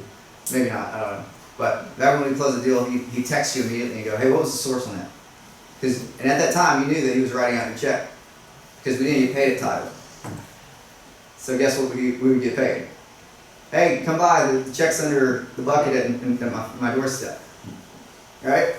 Were you here then? I got one check out here, bucket. Okay. We ended up changing that. We had a come to Jesus meeting with Mike one day at a meeting in the hotel, and it was funny. So anyway, so track your efforts. That's going to be important. So I've had 33 closings this year. I haven't had anything, Colin. I just can't measure up. Just can't measure up to your success. I'm just joking with you. But closings from 7 different lead sources. Do you know like every closing you've had, how many lead sources you've had? Can you name them right now? Yeah. You could? So, anyone else? Okay. How many have you had? 10.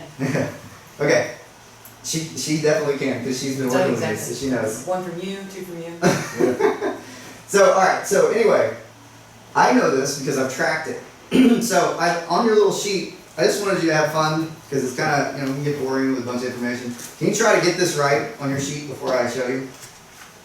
I got a multiple choice. You get to track my closings that I had. So try to match them up and see who got 100%. You got 30 more seconds. That way we can keep it moving because we're almost out of time.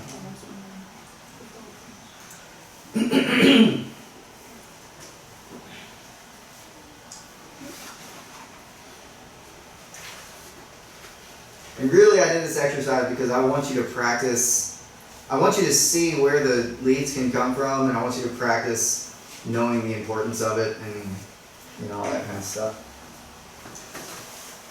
And 10 more seconds. Meeting's done. Put your pen down if you're done. Thank you.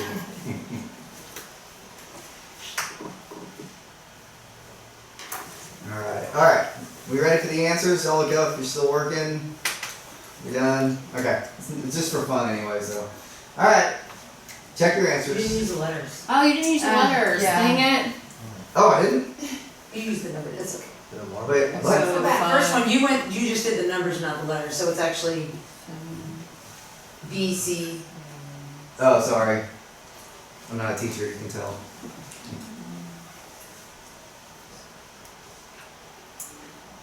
Now I'll say this, you'll notice that MMR is 11.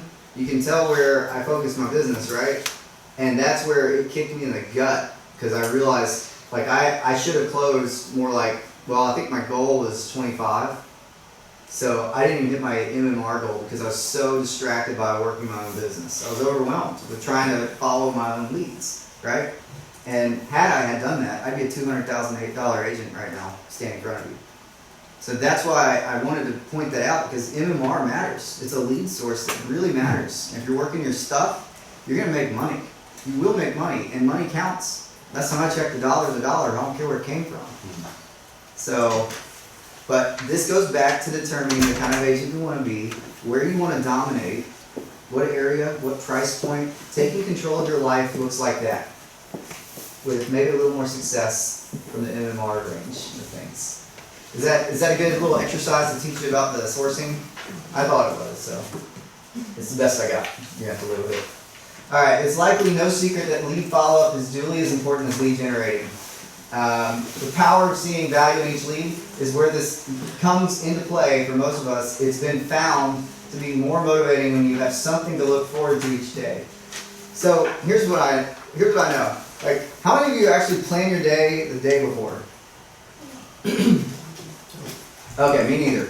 I'm just kidding. Thank you for those of you who are better than everyone in this room, because I don't do that, okay? I should, but I literally, in my schedule, I have 15 minutes to reorganize my day before I start.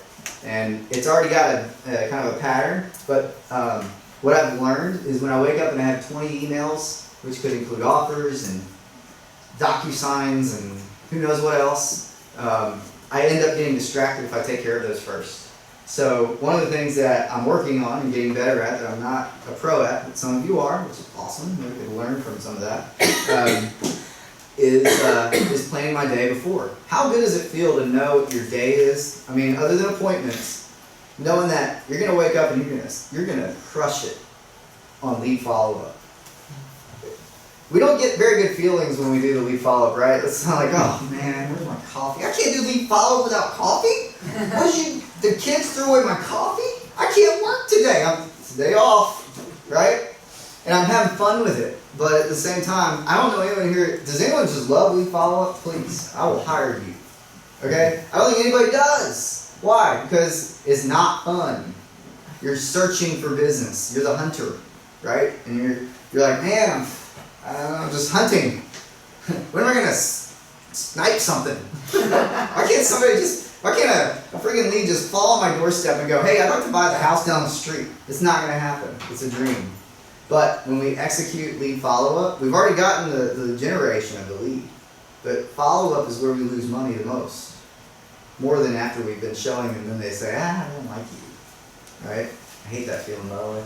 So, especially when you have clarity. So here's what I've learned this year, and it's one of my favorite things that I've learned is when you project, your projection brings clarity to the present.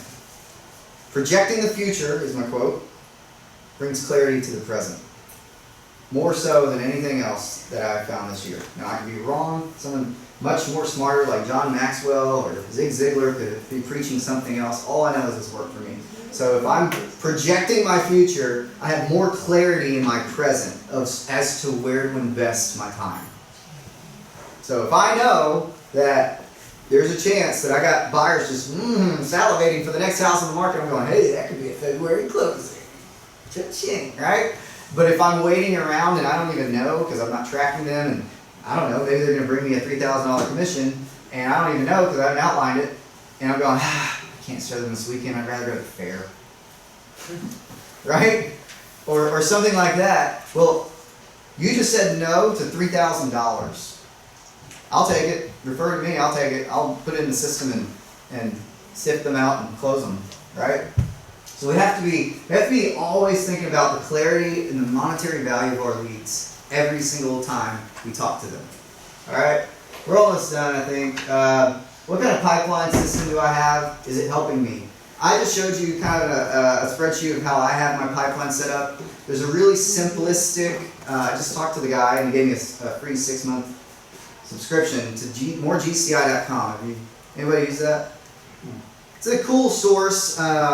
It's not as detailed as mine, but I talked to him and he's like, I love your ideas. You can have a free subscription for 6 months if you just email me. I'm like, yeah, because I'm tired of putting everything in Excel. I want it automated. I want it user friendly. I want it to be easy. And I'm tired of taking time when I'm following up. Here's an example. I'm in top producer. Next call comes up. So-and-so is going to sell her house in like 2 weeks. And I need to add her to the coming soon because she just signed a listing agreement. Okay, so they don't track that. They just track it as a pipeline person. So what I'm trying to do is, I need value of that person, man. Like, can you How do you develop assess the that? value though? So if they're listing, I've already learned what the minimum that I can get for their house, and I put that minimum value in my spreadsheet. And then I showed you earlier, I put value, like how much percent am I going to get? Is it going to be 3%? What's my GCI on that? What is the lead source so I can estimate what I'm going to get after my split? And I'm going to show you a really powerful slide here in just a second. It's gonna bring that together for you. Let's see. So again, projecting your business. We're always working a month to 3 months ahead. Make a list of your closings for the next 3 months. That'll start your tracking. And if you want, I'll email you a blank copy of my Excel sheet that you can use. Yeah, I'd like to see that. Okay. It's gonna be blank. Right. I was trying to write it down when you had it up there and you closed it too fast. I know, that's why I didn't print it out. So here's an idea of how you'd set it up. Client name, sales price, GCI after split, source, total commission after split. Return on investment, as Colin said, I keep going back to it because I think it's just a great comment. Projecting your listings. This is what has changed the game for me as a listing agent. So here's my seller pipeline. These are listings in real time, and this is my potential income opportunity right now on the market. These are my current listings. So I got 6 of them right now, and there's their sales prices. Now, Colin, I'm hoping that you come in at $650 on key. We'll see what happens if they ever change their mind. And then here's some notes on my sellers, and they're in top producer too. But again, if I'm tracking like a hawk, I'm going to update this thing pretty frequently. The list date, which I should probably have the expiration date there, just so you know, because it's more important when it expires. And then I have the GCI, right? 3, 3, 3, 3, and then 2 at the bottom. After split, what am I making? Then that total gets taken over here, and this reminds me of what I'm wanting to make. Like, this reminds me right here, this $26,000 of potential income is active on the market right now. Like, that's what's out there for me. Right now, if they all got contracts, that's in my bank account if I can get them to the closing table if they don't hatch quick enough and jump out of the nest. Okay? Down here is my coming soons. So these people have signed listing agreements, but they're not active. I have 2 coming soons. One's in Allen at $350, one's in Rowlett at $230. So if you have any buyers, just let me know. One in Rowlett at $230, or it's actually $229. That one we were talking about. Which one? The one that was in, I think it was in Waterview? Still no? Yeah, no. Okay. Let's see here. So anyway, coming soon, after my split, there we go. I got $6,000 and coming soon in my pipeline. Okay? Makes sense? You see where I'm going with this? Is that powerful? Of course it is. I get to see it now. Top producer, I called top producer and everything. They have a pipeline as to like how you can track the leads and stuff, but it's not detailed. So I had to develop this. And what this has done is it has empowered me to go, I see the value of everybody in my leads. I can go on my vacations and remember what I'm coming back to. Because I've lead generated, I've gathered them, and I know that they're coming. These are hot prospects, so these are not listings signed. These are people that are sellers. This is all sellers, okay? So these are people that are sellers that they have not signed a listing agreement, but there's a chance that they will. I've talked to them already. They're live people. They have my contact information. I'm always following up with them in top producer. The income opportunity should be larger down here than it is up here. Well, it would be great if it was all up here, right? But this should be larger. Why? Because you talk to such a more wide variety of people that actually don't end up listing with you, but you have the chance to list with, right? So this should be longer. They haven't signed anything, but that's what you're trying to go towards. So right here, I got $29,000 in hot prospects. So out of this whole sheet, I'm working on, I don't know, like $50,000, $60,000. Sellers only.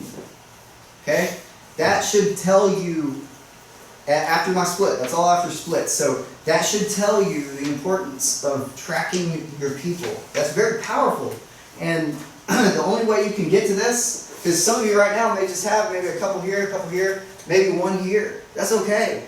But maybe after what we've talked about door knocking, you'll be a little more bold to know that you can door knock a for sale by owner and get 7 deals out of it. Any thoughts? Is that helpful? Yeah. So What do the now- highlighted ones mean? That means, oh, sorry. Those people are like really, Hotter than the others. yeah, like they're gonna come soon. We just don't know when. Yeah. Any other thoughts or questions? You know, do you want to add anything to that? I have one more category on that, by the way, and it's like, you remember what it's called? Underneath the, I've worked with Well, then Christina. you have closed, keep closed on the bottom. I do, but there's one more that's not hot listings, but there are people that I've talked to. What is it? More, oh, I guess you have more long-term, Long-term, future yeah. prospects. So I've talked to them, but there's no relationship. I know that there's an intent to sell, but I haven't been able to like get any information out of them. Maybe I don't have an address yet. And so they go in another thing. Why is that important? Because I want to follow up with them. Future prospects. Yep. All right, almost done here. Oops, sorry. So just to, I also did what's called, I've lost it, a business snapshot, a monthly business snapshot that tells me how many closings I'm gonna have that month, how much after my split I'm gonna have. It's awesome because it puts everything on the same sheet. And then it also, down the middle of the sheet, it reminds me how much money I've made per month. And one of the big things that I've learned this year is how much does it cost? I figured out how much it costs me to survive. I'm a single income family. I love it, and I'd say this, my wife does a tremendous job with the kids. She doesn't have to work because I've been working my tail off for her. And it's paid off. And the big deal is I've tracked every commission, or all my months, how much I've earned. And since February, I've earned no less than $10,000 a month. That's consistency. Okay, that's where you want to be. But you have to get there. How do you do that? You jam your pipeline with however you can. Whether it's MMR, I don't care if it's off the street, open house, whatever it is, you jam your pipeline into that. It has lowered the stress in my family's life more than you'll know from last year. I had to sell my house out of need last year in October. So if that'll tell you anything, I needed that money. Say that again, please. I had to sell my house because I needed to. And I was in debt. I had some debt, and I owed taxes. I did, barely. Right? I owed taxes since 2014 that I couldn't pay because I thought I'd be coming out ahead, and I wasn't. And I'm telling you because I'm a real guy. This is genuine. You know me. Jelaine has known me for like 3 years or something now. Okay? I'm nobody special. All I did was I just looked at my life and I said, no, I'm not going to do this. I'm going to change my life. I'm done with this. I'm going to make more money. I'm going to do it smart. And I still act like I'm broke because I was already broke. And I'm still not that far from being broke. You know? Even after paying my taxes and some of the expenses and everything else, I still have cleared over $100,000 probably by $10,000. After my taxes, after my tithe to my church, after everything else, even though I've netted more than that from my split, I'm just being real with you. Like after splits, regardless of the lead source, I've netted more than that, but because I had to pay taxes quarterly, and then my tithe, which was another 10%, you're looking at 35% of your income gone. So, should you be estimating higher? Should I be estimating higher for 2000? You bet I am. Because I want a little bit more money to feel a little bit more comfortable, because I, like you, Jelaine, want to invest. But I'm not ready. I'm not ready, and I know that, so I have to check myself. I wanted to buy the BMW, I bought the Chevy. Okay, that's me. And I've had many talks with China. We're almost done. I just want to give you this, and this is, please understand that this statement is huge. I said this to Mike, and I wrote it down afterwards because I thought it was really cool. We did a one-on-one. I said, I've driven less miles, I've listed more homes, had more family time, vacations, and spent hardly anything on marketing in 2016, and started in March on this whole effort, by the way. So we're looking at like 9 months of effort. and netted more money because of this idea of taking back control of my life. And that's why I'm giving it back to you today, because I, like you, want to change my life. I'm not satisfied. I want to keep going places. I want to keep doing things. I took my family for a 2-week vacation to Costa Rica and didn't worry about a thing. And I took my mother-in-law and sister. Paid everything for them. So, all I'm saying, was that a smart decision? Probably not. Okay. Look in hindsight, they're like, should I really? But okay, you know. And it was an experience of a lifetime. I toured that whole country in 2 weeks. If anyone wants to go to Costa Rica, I can tell you exactly where to go. But I say that in all humility today, because many of you know me, have known me for a while, and you know that I am nobody. I'm just like you, just like the rest of us. We are somebody. We're not all nobodies, but we are somebodies. We just haven't realized our own potential because we keep getting in our own way. And Mike wants that for us. Mike, Mizzique Realty is set up for success and for agents. Mike texted me, he goes, man, do you think next year you'll be the first agent and net $200,000 with me? I said, absolutely I do. So we'll see. Maybe you will. Maybe Christina is. She's gunning for me every day. I'm looking at my back. Right? But I'll email you. Anything else before we have this talk? I've seen you before. Anyone else got anything to say before we finish? That you've been holding out? Just, only thing I wanted to say is kind of what you just said. You know, the one thing with real estate is you do start feeling like, I can't do this. You start selling supplements on the side, thinking I need to generate some extra income. This isn't consistent enough for me. And then all it takes is a little bit of focus to get back where you need to get to make a lot of money. And I've noticed that myself, so, and I know that you've noticed that because I remember about this time last year you were selling those supplements. I was doing anything I could. I did not want to sell my house, even though I knew I was going to come away with a good chunk of money.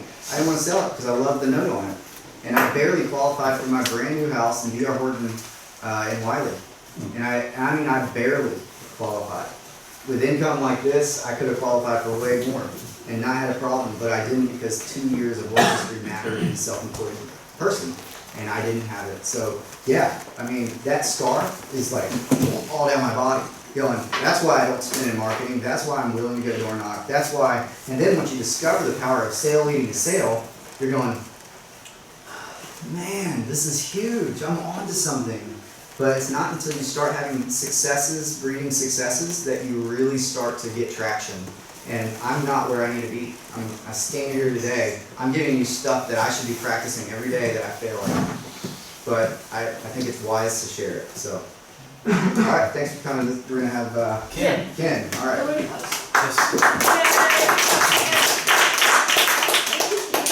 Well, hello everybody. I'm Ken Duggan with Pillar to Post Home Inspections. I met you, I think. At Key. Yes. Heath.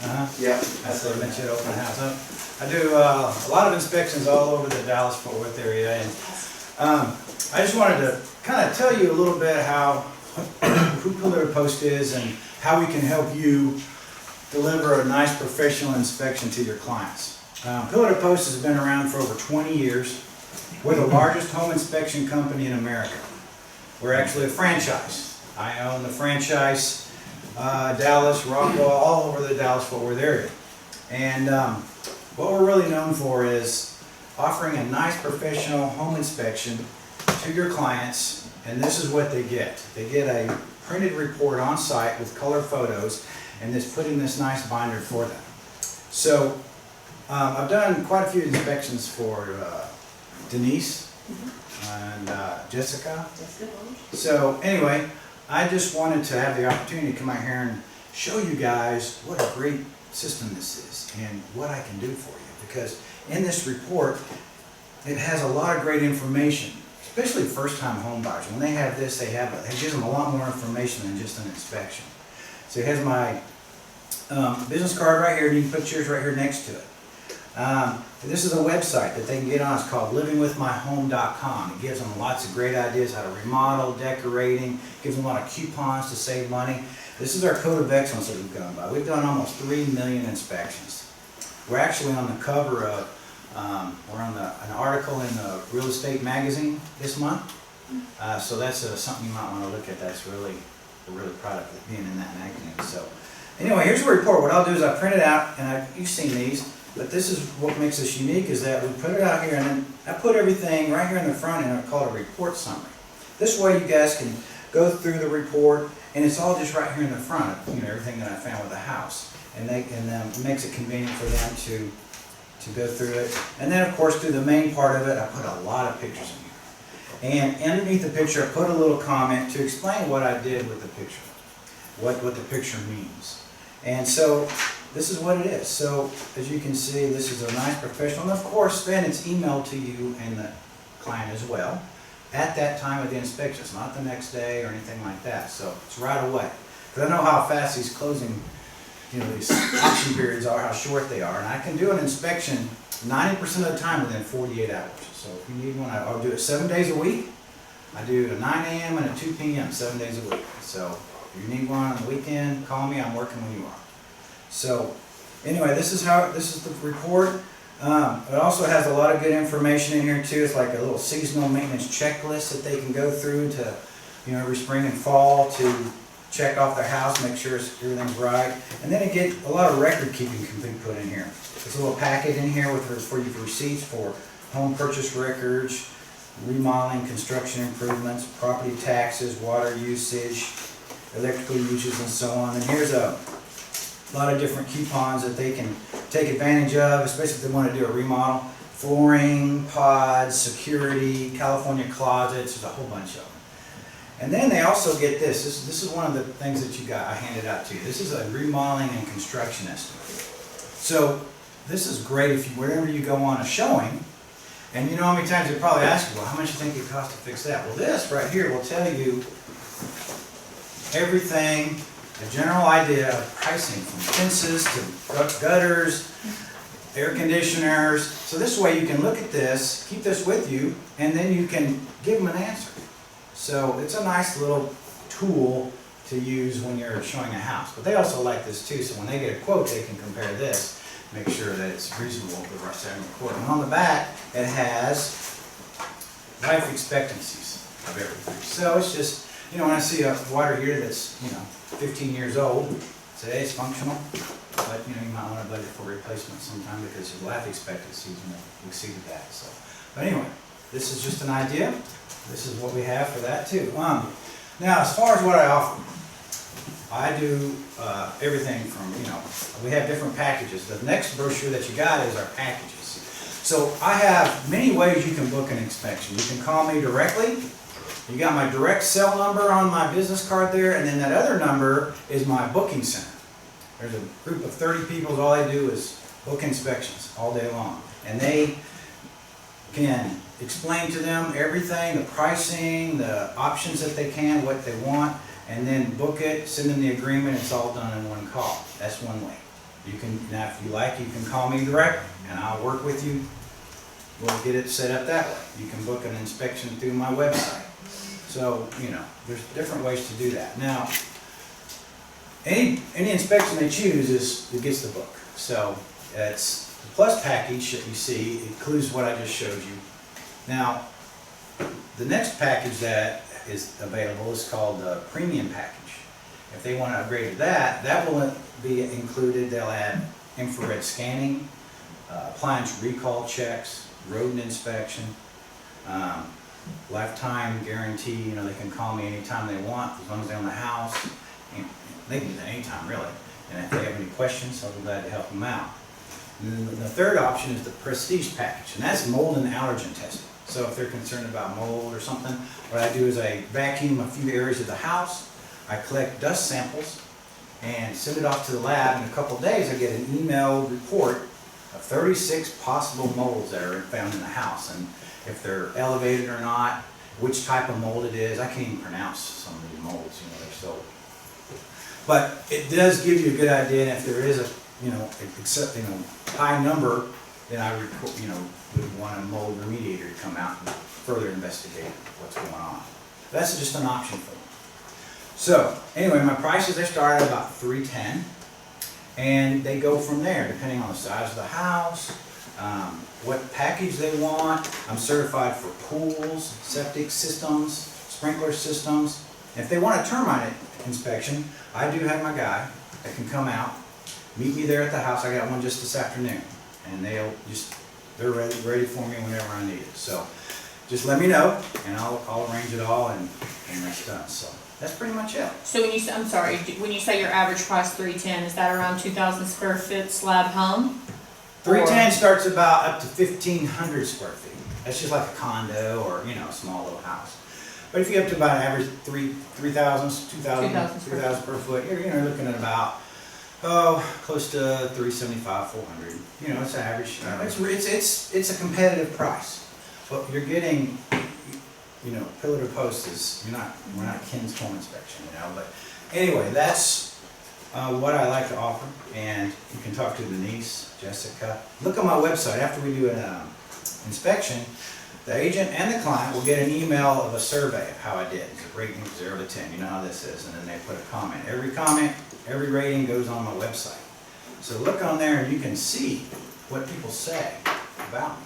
It's a good reference of how I do. So anyway, I got some lunch for you guys. Any other questions? One more question, Yes. I'm sorry. No. How far areas do you cover? Because we work. Yep, I do a lot of houses in East Texas. I do a lot of lake houses. I do a lot of condos in downtown to mansions to up here in Plano.